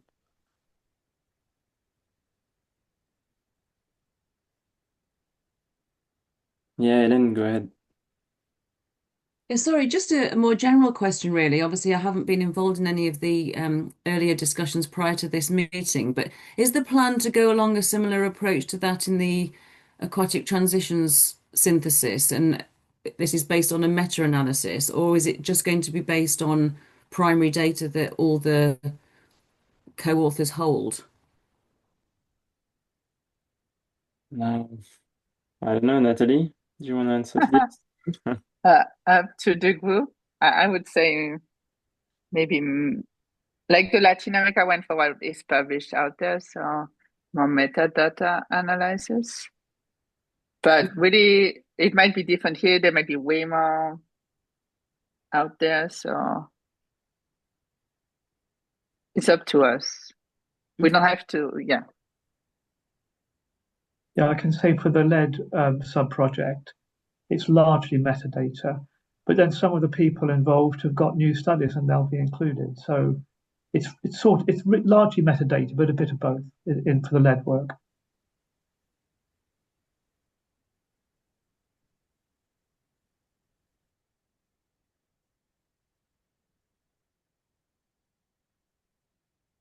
Jesse, go ahead. Yeah, I was just going to mention on the question of climate impacts on data sets. I think that actually makes it what it makes it more interesting to see where those interactions are, and if those relationships change through time. So maybe just looking for human impacts only isn't it's not the when we don't need to necessarily distill things down in that way, and we can have that approach that looks for all different types of drivers and what kind of combination of land use and climate and preconditions of the landscape influence the outcomes of a change in human activity. So it's going for the more complex relationships, looking at those. Just if that makes any sense. Yeah, definitely.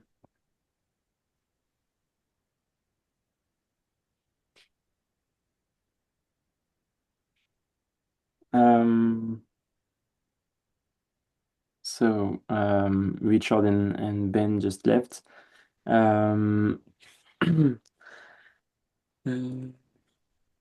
Yeah, we can probably, well, we can come back to this just after, but I have another question that might be of interest. So I'm just going to try to share my screen.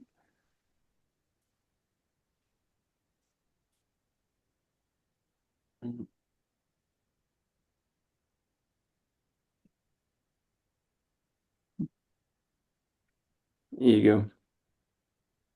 What about that?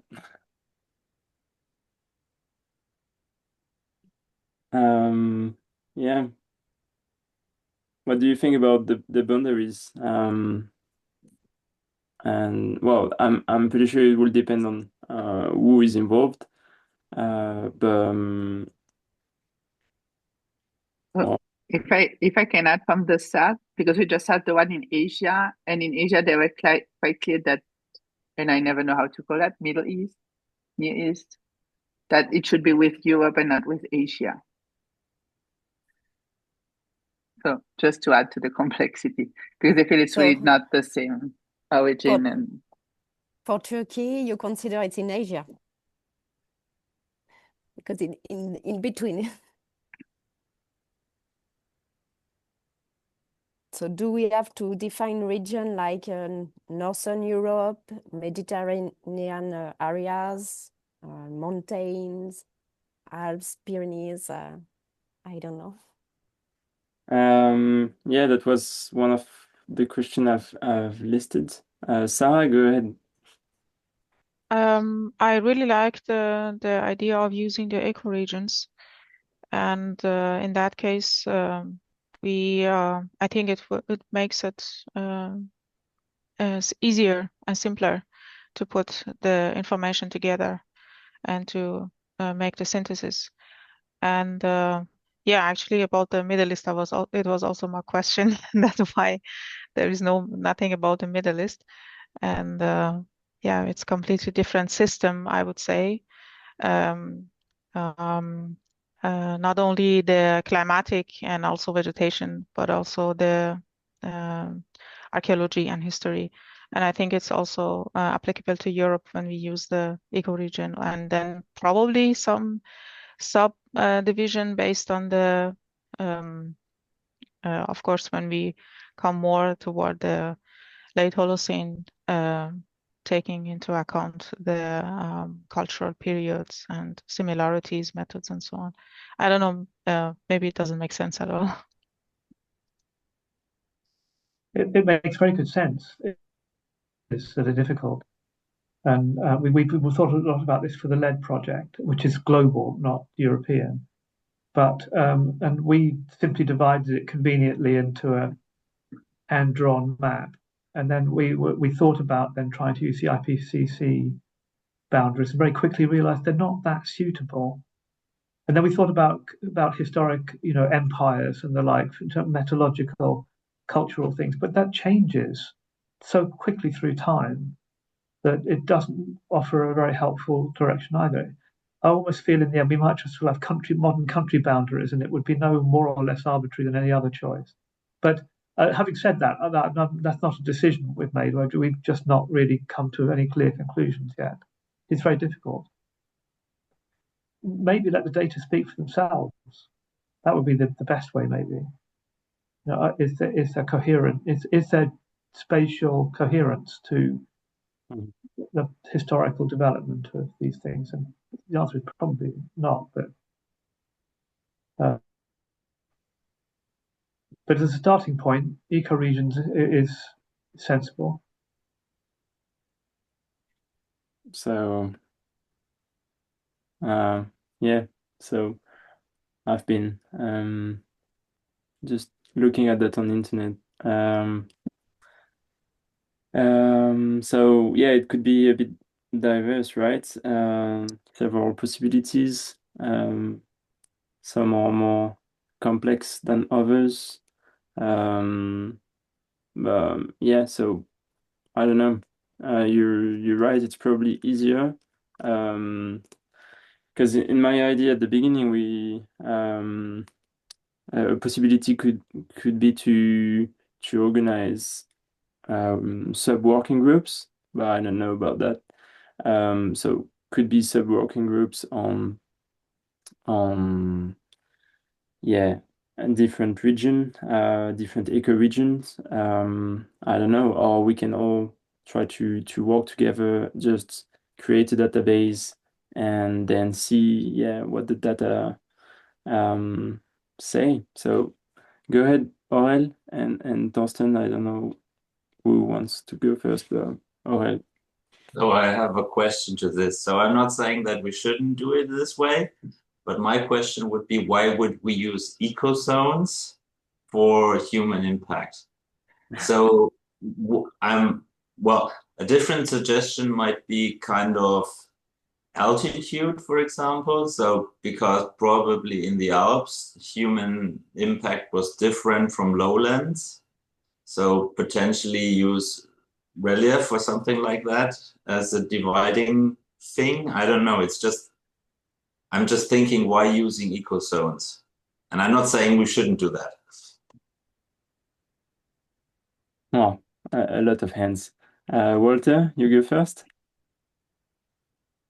Yeah, I had a thought. I mean, as far as I understand, the subdivision of Europe would have at least two functions. One is to help the group to organize into subgroups Yeah. and have therefore a workable structure whereby different people persons are assigned to a specific working group because maybe they have more knowledge for a specific region and know the data from that region better than the data from another region.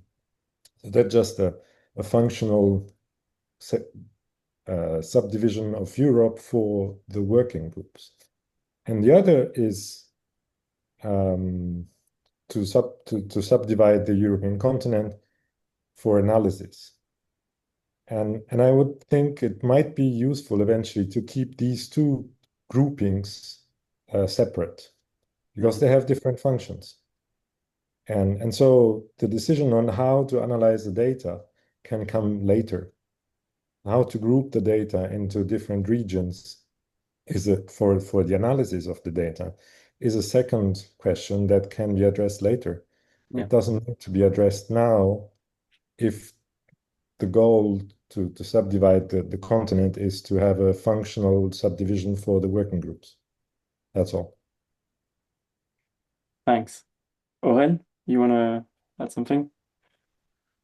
Yes. So first of all, I'm mostly paleoclimatologist, so not working directly with human impact. But what I was thinking is that I was working with people who were doing this kind of work, and it was what I was noticing is that there was a continuous shift in the boundaries, for instance. And just to think of Neolithic, where it started and where it ended up. So if we divide arbitrary Europe in different regions based on what we know today, we might end up with the same data going in different groups, for instance. So Neolithic is one thing, Bronze Age is a different thing. And my suggestion would be to collect the data on a proxy-based approach. And then these could later be grouped into according to what we are interested in. Are we talking about the Neolithic? Are we talking about the spread of Bronze Age or the spread of one type of, agricultural usage or things like this? So bottom line would be not to divide on anything, just on proxy and what they are indicating. And like this can be used both by this group and also by other groups. For instance, paleoclimatologists who are looking for climate indicators in the data. So having everything organized on a proxy-based approach, I think it would simplify the work and provide the data in a way that can be used by everybody much easier. So that's just a suggestion from, let's say, mostly an outsider view. Well, thanks a So lot. thank you. John? Yeah, I completely agree with what you just said. Once the data's all in Neotoma or wherever, then it's a matter of deciding. Well, you can just decide how to process it. But there is one possible issue, and that is: are you proposing to get all the sites into Neotoma, or will you be choosing sites from regions to put in there? If it's the latter, and that's definitely the case at the moment for the lead project, we're cherry picking good sites, and that's being decided by people who work in those regions, because it's just too vast a job. We're going to do the whole lot eventually, we plan, but in the short run, we're cherry picking sites. And if you're cherry picking sites, then it won't necessarily suit all people's needs. So it depends how the data is being gathered. In other words, if those national groupings choosing the sites are selecting a small number of them, then there may be an issue at how they get interpreted later on. So, and I don't know what the decision is about that. I have no ideas. But how are you cherry picking sites for the moment? What are the arguments for the lead synthesis? The argument was that it will be a very long time before we have got a complete data set. And we decided we would go for a regional synthesis based on, if you like, famous locations as a starting point. So we'll build a first attempt at a global synthesis based on. I mean, cherry picking is a little unfair, but they're sites that have chosen to be representative, which is effectively cherry picking. But so that's the idea in the first instance, because we can do that reasonably quickly. It'll be a long time before we can assemble a fuller data set. Okay, thanks. Jesse? Yeah, so on the topic of defining boundaries of areas, so I'm just reflecting on my experience from synthesizing data across the Mediterranean. We did start with biogeographic boundaries, and then we had a workshop with experts from all of those different areas, and we had their input. So those local expertise academics who were archaeologists, paleoecologists, and spanning the different proxies we were using. And then we refined those zones, and we used elevation as well. So, and they did change depending on the particular questions we were asking. So Yes, so it's something that can be flexible, I think. It's useful to be more, have not limit data collection as well, because at a later stage, a particular area may not have been a focal point right at the beginning, but actually later on you realize actually that area could have been valuable. And yeah, and grouping by proxies sounds like a sensible approach as well that I've taken in the past. And I also wanted to mention, I don't know if you're aware of the BIAD database, which stands for Big Interdisciplinary Archaeological Database, which is part of a ERC project, a synergy project that I'm a collaborator on. So I think they're very, that database is very keen to collaborate as well with other projects and other things that are going on. And so there may be potential for for some kind of integration there. Okay, yeah, that's a good idea. Ellen? Hi, yeah, similarly to Jessie, I just wondered whether it was worth sharing some experience from previous Europe-wide projects. It may not be helpful, but when we did the big Euro-Limpacs project, which was much more to do with climate change impacts on European lake systems, we did very much as Jessie suggested, and we started very broad brush and quite crude. And I'm just looking at some of these synthesis papers in the final volume that was published, and we did discussions at the expert level around 5 broad geographic areas. So we just went with Arctic Boreal, which was sort of northern Sweden, Finland, then the mid-latitude continental, Poland, France, Germany, and so on. The maritime peninsulas and islands, which was Iceland, the UK, Ireland, Denmark, and then the Mediterranean, which was France, Iberia, Italy, Greece, and then the high mountains, Alps, Pyrenees, Carpathians. And we just used that as a framework for starting to pull together information and expert views and the paleo and other contemporary data sets in this case. But obviously that was much more with a climate understanding kind of flavor. I appreciate for human impacts that might not be the way to approach it. And I agree actually that perhaps looking at it from the proxy side rather than the regional side. But if we think that geographical regions might be a way to approach it, that's just one. That was the tactic we took as a starting point for that big European project back in the 90s. Okay, yeah. John? Yeah, yes, I think that's exactly our thinking for the global one. We don't attend that. We don't regard that as some kind of sacrosanct grouping. It's just where we started.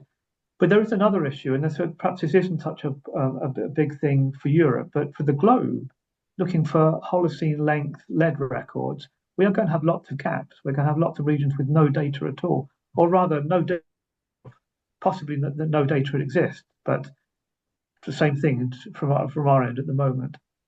So part of what we're doing is, but we're going to include all regions, and where we don't have data, we're going to guess what we think it might look like. Perhaps we'd encourage people to go and try and find sites to prove us wrong. But I don't know, is gaps in the data availability going to be an issue for the European project? No. I have no idea. Natalie, as you've been working on Europe before, if you want to add something. Not that much on Europe. A bit. Don't know. We'll see. Yeah, we'll see. If I just yeah, go ahead. Yeah, all projects seem to have that restriction. It's a consequence of the way that we do our research with paleo environmental studies. We are temporally rich rather than spatially rich sometimes. And yeah, and there are methods where people interpolate spatially, but they are usually produce some questionable results sometimes. Yeah, but I think that's a limitation of data that we have to recognize how that impacts interpretations and be transparent about that in any kind of outputs that we produce as paleo environmental scientists, really. Yeah, definitely. And if ever we go for interpolation, yeah, that might only be with great assumptions. If I come back to the suggestion of Walter, what do you think about subgroups in order to collect and share metadata and published work, and also in published studies? That could be a good way to organize, but I'm not sure about that. Do you have ideas on the way you want to organize to try to gather information?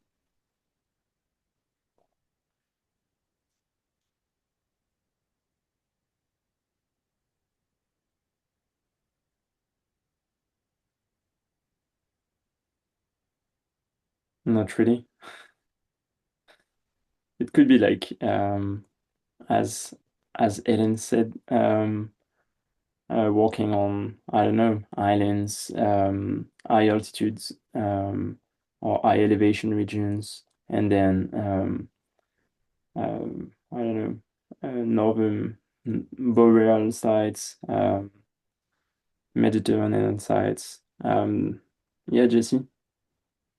Yeah, so I was just going to say the rationale for using those biogeographic regions in studies of human impact is that people are influenced by their landscape. They might make decisions about the way they carry out different activities based on the biogeography that already exists. So the two are intertwined. So I think it's appropriate to use those kind of boundaries.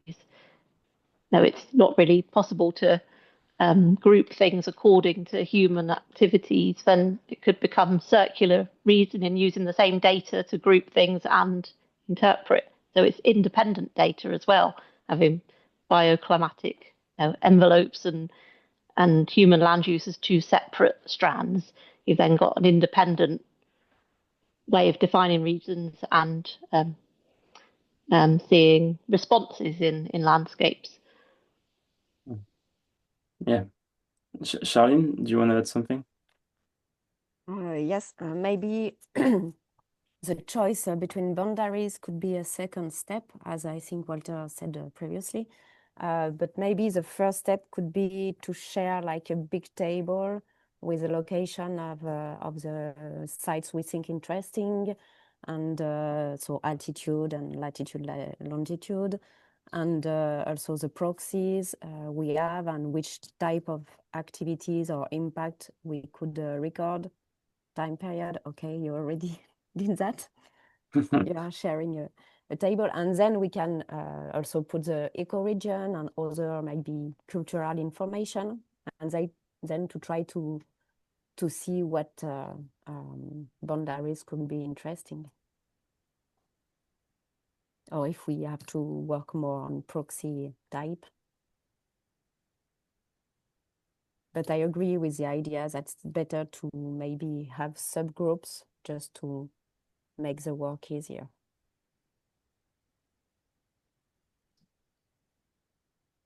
Yeah. Yeah, so as you said, yeah, I prepared a small Google Drive. I don't know if you wanna use that or another working space. I'm happy with everything. And so based on what I've been doing previously, working with Bruno Willem on synthesis on floods in the Alps, I've built the same kind of metadata um, uh, file, and well, yeah, you're right. This could be a good starting point. We can all. So I just put one example quickly while we were talking this morning, and we can all add information about sites that we know or we worked on with references, and just also feel free to add some more categories and some more information if you want. I don't know if you're happy about that, or if you want to, I don't know, add something, work on another space, work differently. Just go ahead. Yeah, Marina. Yeah, just I think that's a really good idea to start with something like that, because like maybe, you know, until the October meeting or so, Yeah. because I mean, I don't remember who said it, but I think one of the issues may be that the data available for Europe is also a lot. If we really want to consider all proxies and all regions and basically everything that has been published in connection with lakes and human impact, that will be something different from South America, maybe, because data is much more sparse there. So we may need to choose at some point, or to restrict or to cherry pick, or I mean, the things that have been discussed, and to get an overview of what's available and which regions are maybe overrepresented to some extent or something like that. I think that can be a good start. And then also to decide, you know, which proxies can indicate what kind of human impact, which ones are relevant for which type of human impact also. Yeah. To keep in mind what could be the questions that can be answered in the end. You know, which proxies do we need? Which proxies do we want to focus on maybe? Or which regions have specific proxies that are interesting maybe also. I mean, in the Alps, for example, if you want to reconstruct pastoralism, DNA may be more important than if you're in the lowlands, where the DNA signal is less maybe strong, and human impact is usually other than animal herding, for example. Yeah, you're right. So that's why the idea of working just on the first attempt to gather the information, working on subgroups by region we studied or we worked on was probably a good idea. Like that, I don't know. We'll have many sites in the European Alps, that's for sure. But then, so I'm less aware of the study conducted in other places. But if we have coordinators for for for smaller region, then they could check if studies are missing. They will have a better knowledge and view of what is in the metadata already and what is missing, probably. So that could be a good way to organize, even though we might be a lot working on some regions and only a few on others. So I don't know. Do you have ideas?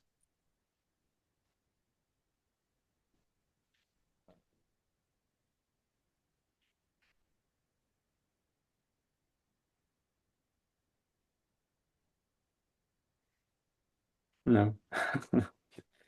Well, first, if we all add information on the metadata first, and we can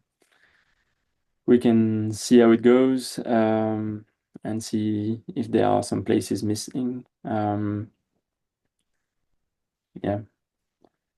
Maybe you can add a second, sorry, maybe you can add a second sheet to put in which regions people are, you know, most like working in or experts in or something like that. Yeah, so that's the idea of the second sheet. You're well prepared. Perfect. Yeah. Helping both to create a mailing list for us to work together and not use all the time the human traces of a mailing list. So that was an idea to do that, and also indicate the study areas we're working on and we feel more specialist on. So that could be a good opportunity. And then, well, we can add also, I don't know, if some people want to coordinate some regions, they can say that in remarks, or I don't know.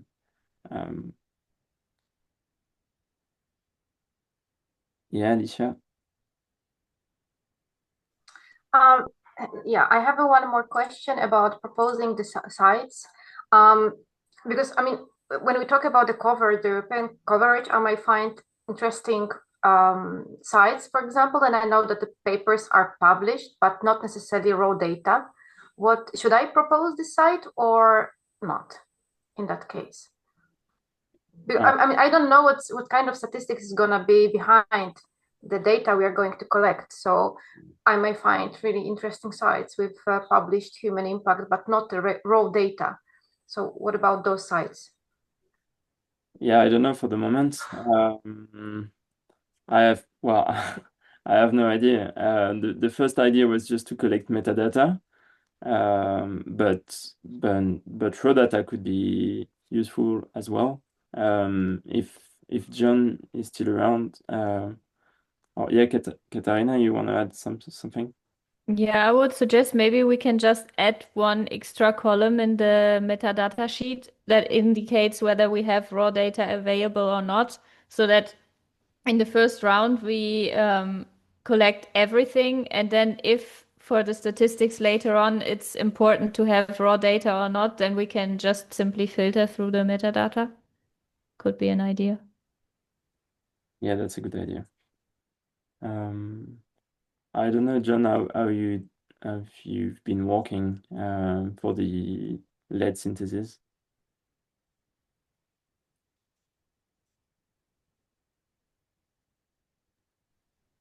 That's true. But I'm afraid I think I missed your question. I was just wondering, how did you compile the data? Were you working only on metadata, or also did you use raw data from published So papers? we're gathering actual geochemical records because it's the lead. So we're assembling dated lead records, and we're focusing primarily on lead concentrations, but we're also working on corrected lead concentrations, and we're gathering isotope data. So we're still in the process of deciding how, we have a plan. We have some sheets like these for recording, but we're still at the moment in the process of gathering that information. So we're still dealing with some of these questions. Okay. Okay, in our case, if we want to compile all the raw data from every proxies from every legs, it might be a bit too difficult. I don't know. I don't know. I agree. I completely. We're doing the lead project is because we had a lot of discussions quite early on about what data to gather and what would be a minimum requirement in terms of water content or densities or whatever was needed. Because I'm a geochemist working in fluxes, so I want that information. But other people want different information. When we had a gathering and a meeting to decide what was essential to record for each site, it became very quickly apparent that you couldn't record all those things in a database because it was just too diverse. Yeah. So purpose is a very important thing.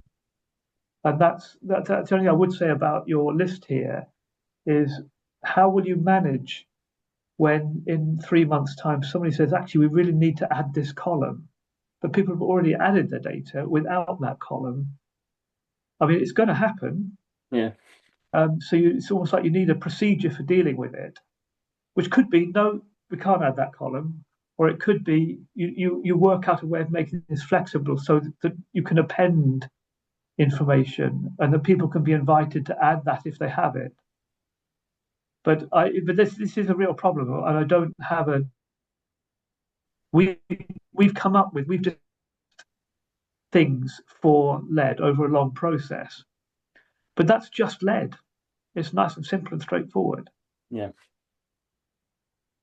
Yeah, you're right. So I don't mean to be down. I just think this has to be faced up to early on, and decisions made about how to manage it. And this is why we viewed lead as a pilot for the broader human traces database.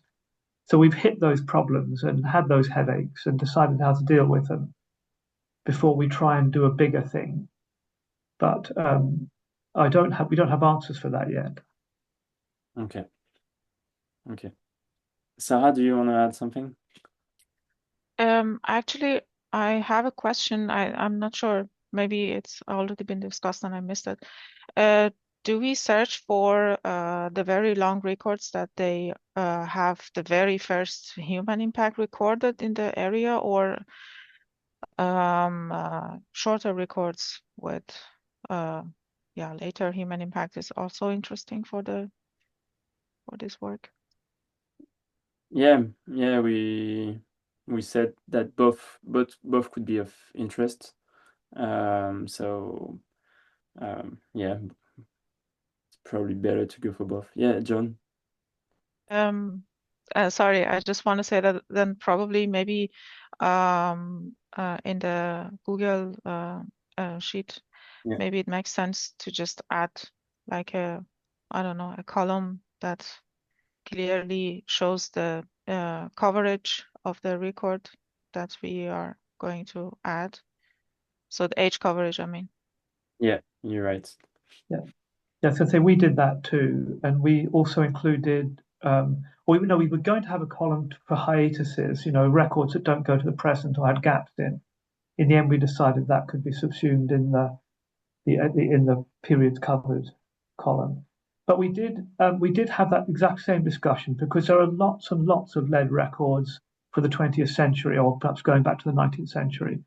And there are also lots of global synthesis of that data. So we deliberately decided to exclude those. I think we originally decided a cutoff of 1,000 years. We wanted records at least 1,000 years. We've relaxed that in parts of the world where the records are shorter than that. So we've tried not to apply any of our rules very rigidly. But certainly we felt we would be inundated if we included all records of any length. I don't know if that's a relevant question to you or not. Yeah, I don't know. Well, I think it's easier if I don't know, because if we have like Holocene records or longer, that's fine. On the same record, we'll have probably or could have first trace and then increased human impacts.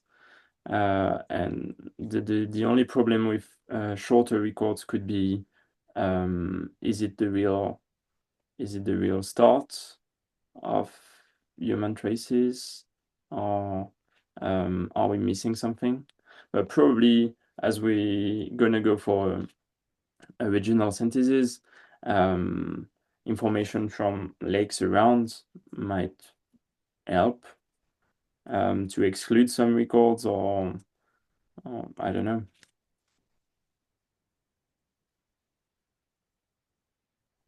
I agree. I mean, but in that question about a short record, maybe there would be an earlier trace if it was longer. That almost applies to any record, particularly if you're allowing new proxies to be added. You might find proxies that are a bit more sensitive to earlier. In fact, perhaps DNA might achieve that. Yeah. But in fact, we had a big discussion about whether to use the term first trace. Obviously, you can replace it by first observed trace. That's obviously a good generalization, but I don't know.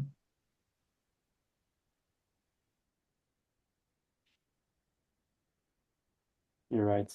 Ellen? No, it just strikes me that it's a really fundamental question, actually, just what the criteria are for inclusion of data into this metadatabase at this first stage. Because, I mean, certainly just looking at, most of my records only go back 200 or 300 years. So if it was really just looking for records that show first human trace, then they wouldn't feature here. But I wonder whether so it goes back to Jessie's question, I think, that came up earlier, is what are the really big research questions we're trying to address here? Is it just looking at those first traces or, early traces? Or is it also gathering data that then allows you to compare the impact and magnitude of those in comparison with the traces that we now see, which are, much stronger, and so is that also so then all those shorter records I guess become important that if that's one of the questions, because we might want to compare those earlier, what might actually be in some cases weaker or more subtle traces to those that are more pronounced now. So I think it's an important thing to decide, isn't it, at this early step, because otherwise we could input an awful lot of information into this initial spreadsheet, when, to be honest, much of those data would probably be redundant if the question is really just looking at anything that's 1,000 years or longer.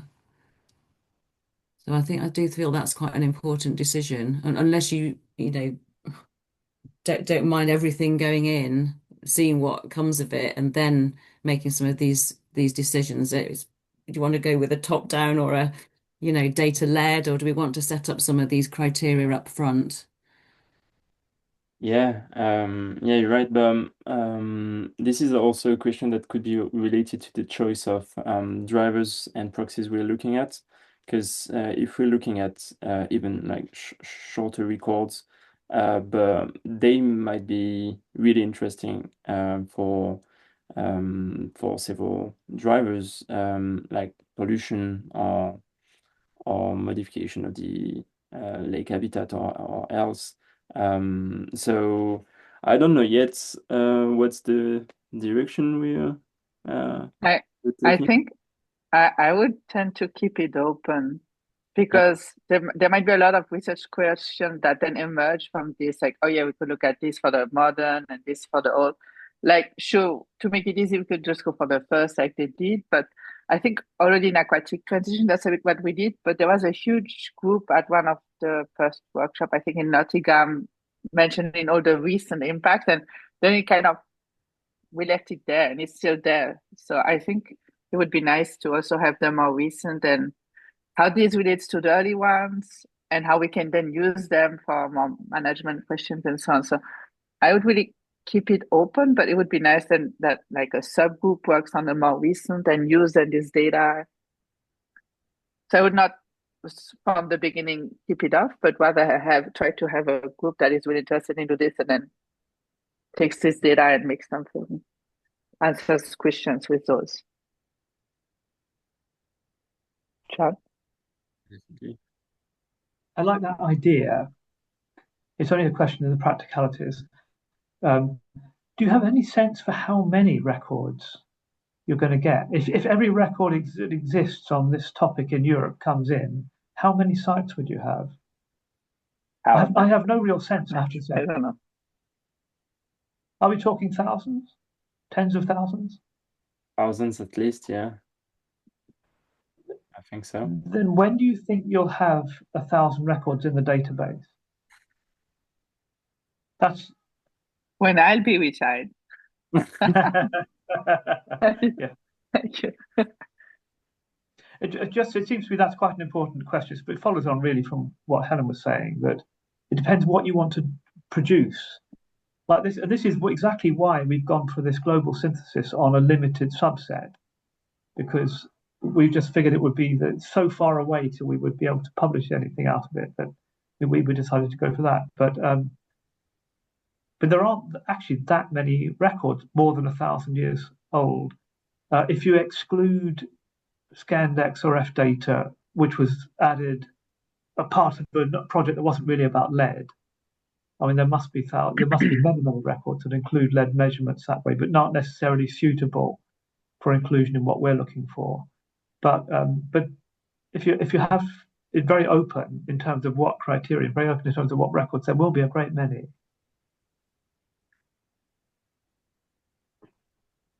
Marina? Yeah, I also agree to that. So in my experience, I mean, it is very difficult to limit or to decide, what to include initially. But in my experience, if you keep it super open, like we'll include all proxies from all length of record, it's gonna be so much work to put it together before, and it's gonna take a lot of work before you can even start with the science. And with, analyzing the data and actually, doing statistics on the records or whatever is going to be done. And I see that it's difficult to limit in the beginning because you have to take some decisions, but I think it's good at least to take initial decisions, as John suggested, because otherwise, like, you can always add things, but if you halfway in realize it's too big, then you've already started with the work, and it's kind of hard to then cut it halfway in. I think it's easier to expand once you're done with the first job based on the methodology that, or like the procedures that, you found suitable. Yeah. Oh, thanks. Alicia, you want to go first, and then we'll come I back. just wanted to add something. Sorry, I didn't hear all the discussion here because I had a student here. But what I wanted to say that you said that you're probably expecting thousands of records, which may be not possible.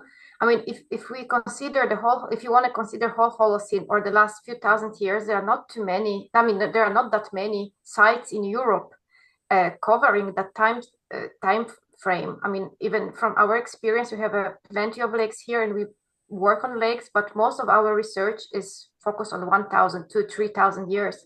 We have just a few, or even two whole Holocene records, maybe three whole Holocene records in Poland. So I would not expect thousands of sites. If this is something I understood correctly, as I said, I had a student here and I couldn't listen to the whole discussion, but this maybe the time frame is a good starting point for this, a limiting number of data which can be gathered.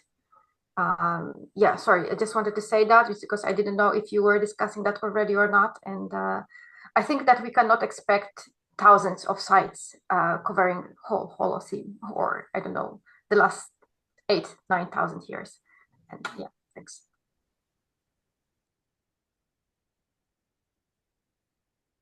Thanks. John or Natalie, you want to add something? Yeah, just to add that, yes, obviously, if you went for whole Holocene, there would not be so many sites.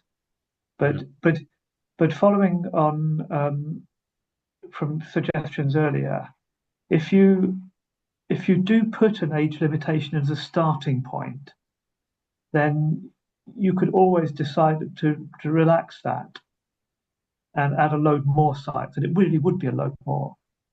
So I don't know what we went for 1,000 with the lead, but that was for a very specific reason to do with lead pollution. I'm not saying that would all be a suitable cutoff for this work, but certainly I'm sure there are more very recent records than there are long records. So if you were to put some kind of duration cutoff, it might make your life much easier at the beginning. Yeah, thanks. Jesse? I think some others had their hand up before me if they want to go first. Oh yeah, Alicia then, probably. No, sorry, I forgot to switch it off. Okay, so your turn, Jesse. Yeah, so I've just been sitting here wondering, this is quite a significant amount of work that will involve. And is there an existing project already with postdocs employed on it that will facilitate this, or is the plan to apply for some funding to support researchers to do this? Or, I mean, I know academics generally have very busy schedules, so how much time people will be able to dedicate to this without postdocs to do a lot of the work and the PhD students doing it as well. So I'm just wondering what the the kind of framework around all of that and future plans is as well. Because I'm other projects that are happening right now, I'm seeing it's a huge amount of work, it's hard to achieve it without that research power. That's a good point. I'm sorry because I have no clue. I can maybe, so there is no funding fund pages now, nothing planned. Like pages will not pay for that. And I mean, in Latin America, it was most the researcher who worked on it, but there is a limited amount of studies. So if we focus on only records that are Holocene length, I have the feeling that we can do it amongst the people that are motivated here. But also, CISAL is the working group on speleothem. They did manage to get a grant through ETH for a postdoc who is now putting all the speleothem records in a database. So it is an option to think about a postdoc who would then really put all the thing in the database and work. And I think we should go into that direction at some point. I mean, John, you're becoming emeriti this summer, right? No, we should go for like funding, try to find a fund. I mean, we could start with this and the long Holocene records and gather them, but then if we want to add more and we go into the database and adding the data, then looking for funding is. But I mean, there's a nice group here, like the whole workshop morning, so it shows that there is really interest, and we could probably manage to get a fund for a postdoc to work on it. Yeah, there must be opportunities out there. Yeah, and through collaboration as well.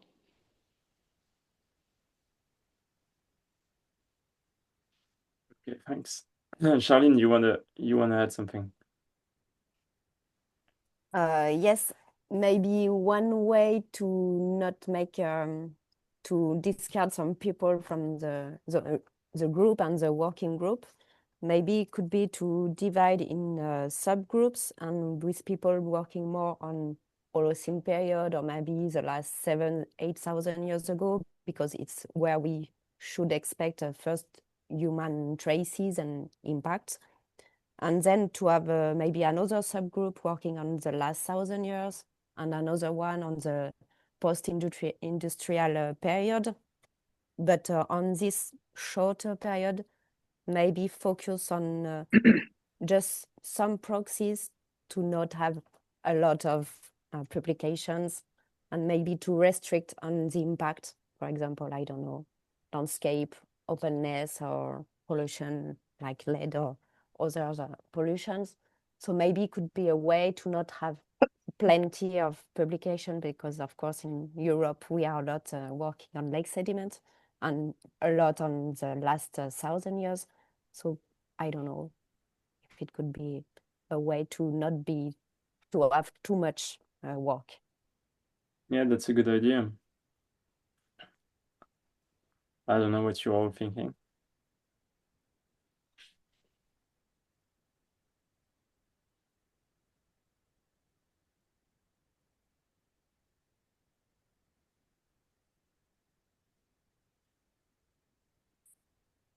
Yes, it's like making subgroups by time scales, by time slices also. So that was always a question. Do we look at different region and one time period? Do we make different time periods? Yeah. Alicia? I just wanted to comment that I think it's a nice idea to divide it by time period, but on the other hand, it could cause an overlap, because some sites are presenting the whole Holocene, and then it's also like a Neolithic times and also the modern times. So how to divide one paper, for example, into three groups? It's like a triple work or something like that. So I think it's the one way it could be nice idea to start working on those sites, but on the other, then yeah, that can be clear overlap and we can double the work. So no, I don't know. I just wanted to add it, just to take it into consideration. And I must say that I'm really sorry, but I have to leave the meeting very soon. So I will, thank you now, and we'll leave soon. Thank you. Bye. Thanks a lot. I was just going to add, I presume if you did have different periods, they would all be going into the same sheet. Yeah. If not, then you would get overlap and duplication. Yeah, so probably a good idea to start is, well, going back to what we said, but it's probably a huge work, cherry picking the studies that we know, and gathering all of them into one metadata sheet, and then decided whether we work on long records, shorter ones for the last 1,000 years, or even shorter. I don't know, Marina?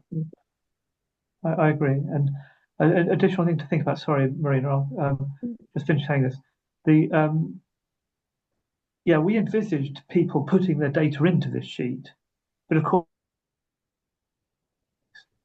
and if the sheet's quite long, it would be not impossible for somebody to put a duplicate in. So there'll have to be central management of the sheet. And indeed, it would be worth thinking about whether it was better.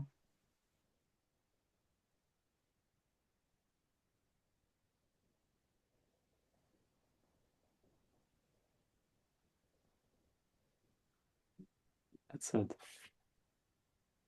It's like the cliffhanger. Yeah.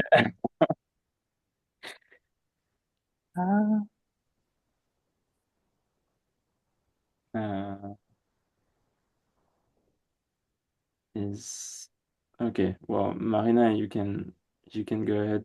Yeah, I'll just go ahead. So yeah, just maybe we can also add a column to the mailing list spreadsheet saying like time of interest or specialization or something. And I have to say, I like the idea of splitting it by time because it will also be very different questions to, a Holocene record or a record going only back 1,000 years. And there's probably also other proxies relevant.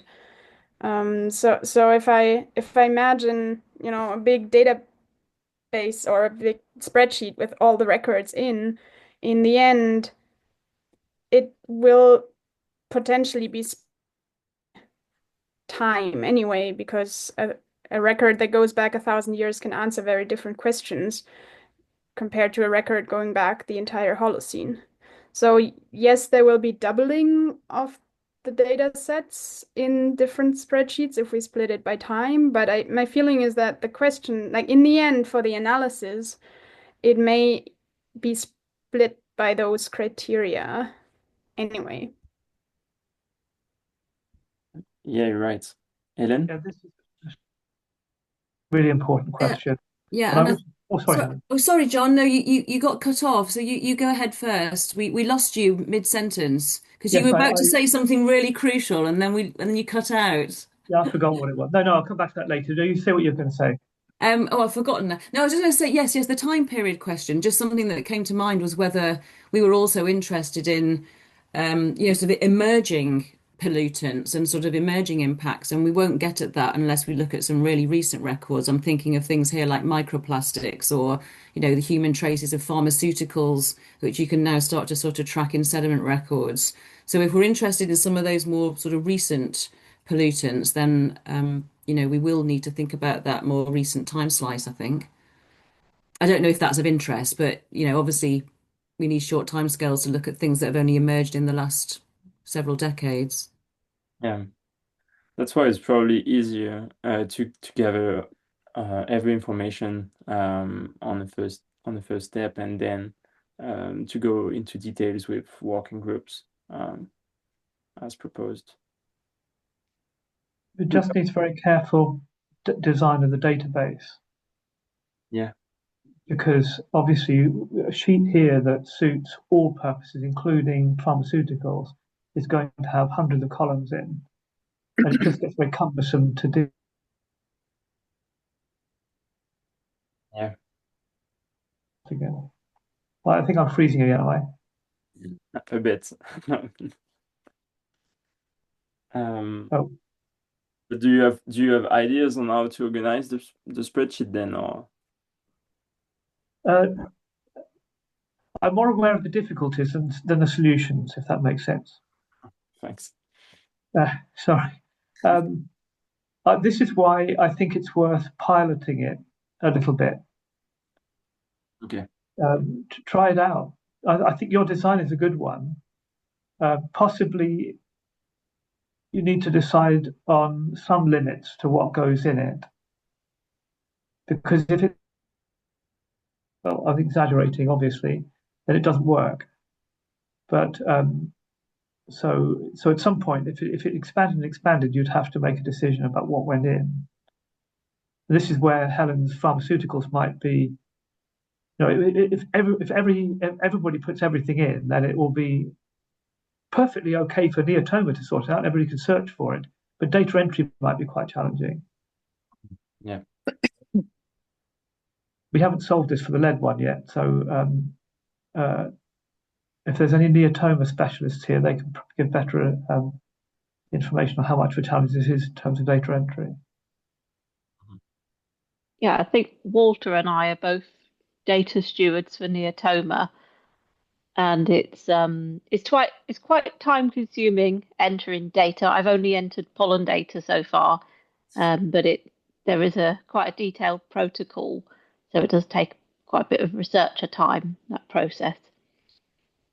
Yeah, so is the idea to have a database that sits alone, or a database that you will enter into neotoma as data are accumulated? So yeah, that gets around a lot of the issues around database management, because it's going to be and it would probably be useful to have, or it's probably already happening, but conversations with the database managers of neotoma to check what kind of formats and whether it can support the kind of data you're thinking about and things like that. I'm sure that's already happening though. Yeah. Well, we for the lead project we're having those conversations. But obviously, but we're early stages in that, so I'm not quite sure what the answers are yet. Yeah. My internet is now permanently unstable, it looks like. I'm having the same issue today. You're all fine. Natalie, you want to add something? Yeah, I just want to, it's mainly for William because it's already 12 and people are leaving. So maybe you want to, we can continue discussing, but also let people know what the next steps are and about the in-person workshop and how we go from here. There is this thing to fill. You're right. This worked quite well, so we can even plan another online workshop if there are things to clarify in a bit and not wait until the in-person.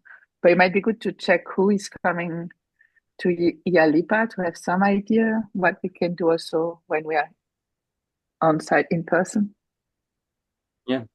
So one thing we can do is send an email to all the mailing list that we for people to add their names and affiliations and all to the mailing list on the first step. And well, we can on the same mail ask people whether they will come to IALIPA or not, and if they plan to join for the workshop. Yeah, as Natalie said, we have a funding from Pages around 6,000 euros to support travel for ECR and senior researchers to the meeting, so that we can make an inquiry on who is interested to get some support. And yeah, the last question would be what to do at during IALIPA workshop. My initial plan was to have some reports from coordinators by regions, but as we decided probably not to go for region subgroups first, I don't know. Do you have ideas before leaving? Or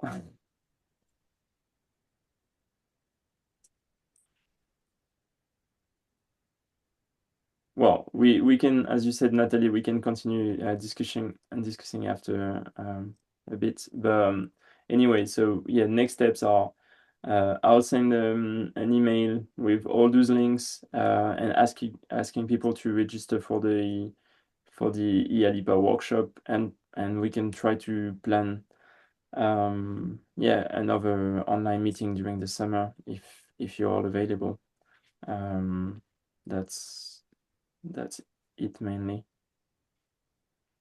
I think it might be interesting to see if how many people are interested in the more recent, and if they want to have a meeting also together to see what are the questions there, because it's very different from us. So they might always push on the side. No, it's too complicated. There are too many, but I feel maybe they also want to make their own subgroup and work on the more recent questions, pharmaceutical pollutants, and so on. And yeah, so we could also ask, maybe we make a questionnaire or something and check a bit who is interested into what, and if we can make subgroup with this. Okay, yeah, that's a good idea. Can I suggest we add to that to get people to say what they think their research questions are, so we can come up with a pool of research questions which this database will address. Yep. I think that would just be really useful to have.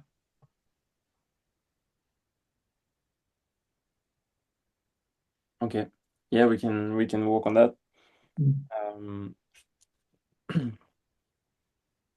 Okay, do you have other thoughts to share, or?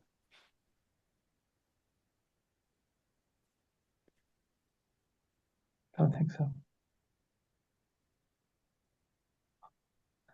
But I do have to rush off to another meeting, so. Okay. Thanks, William, for managing, organizing all this. It was a very nice discussion. Yeah, well, Thank you all for discussing, talking. Thank you very much for having us. Yeah, thank you very much. Yeah, thank you. Thank you. Thank you. Thank you, everyone. Bye. Thank you. Bye. Bye. Bye-bye. Bye. Thanks. Bye. Bye.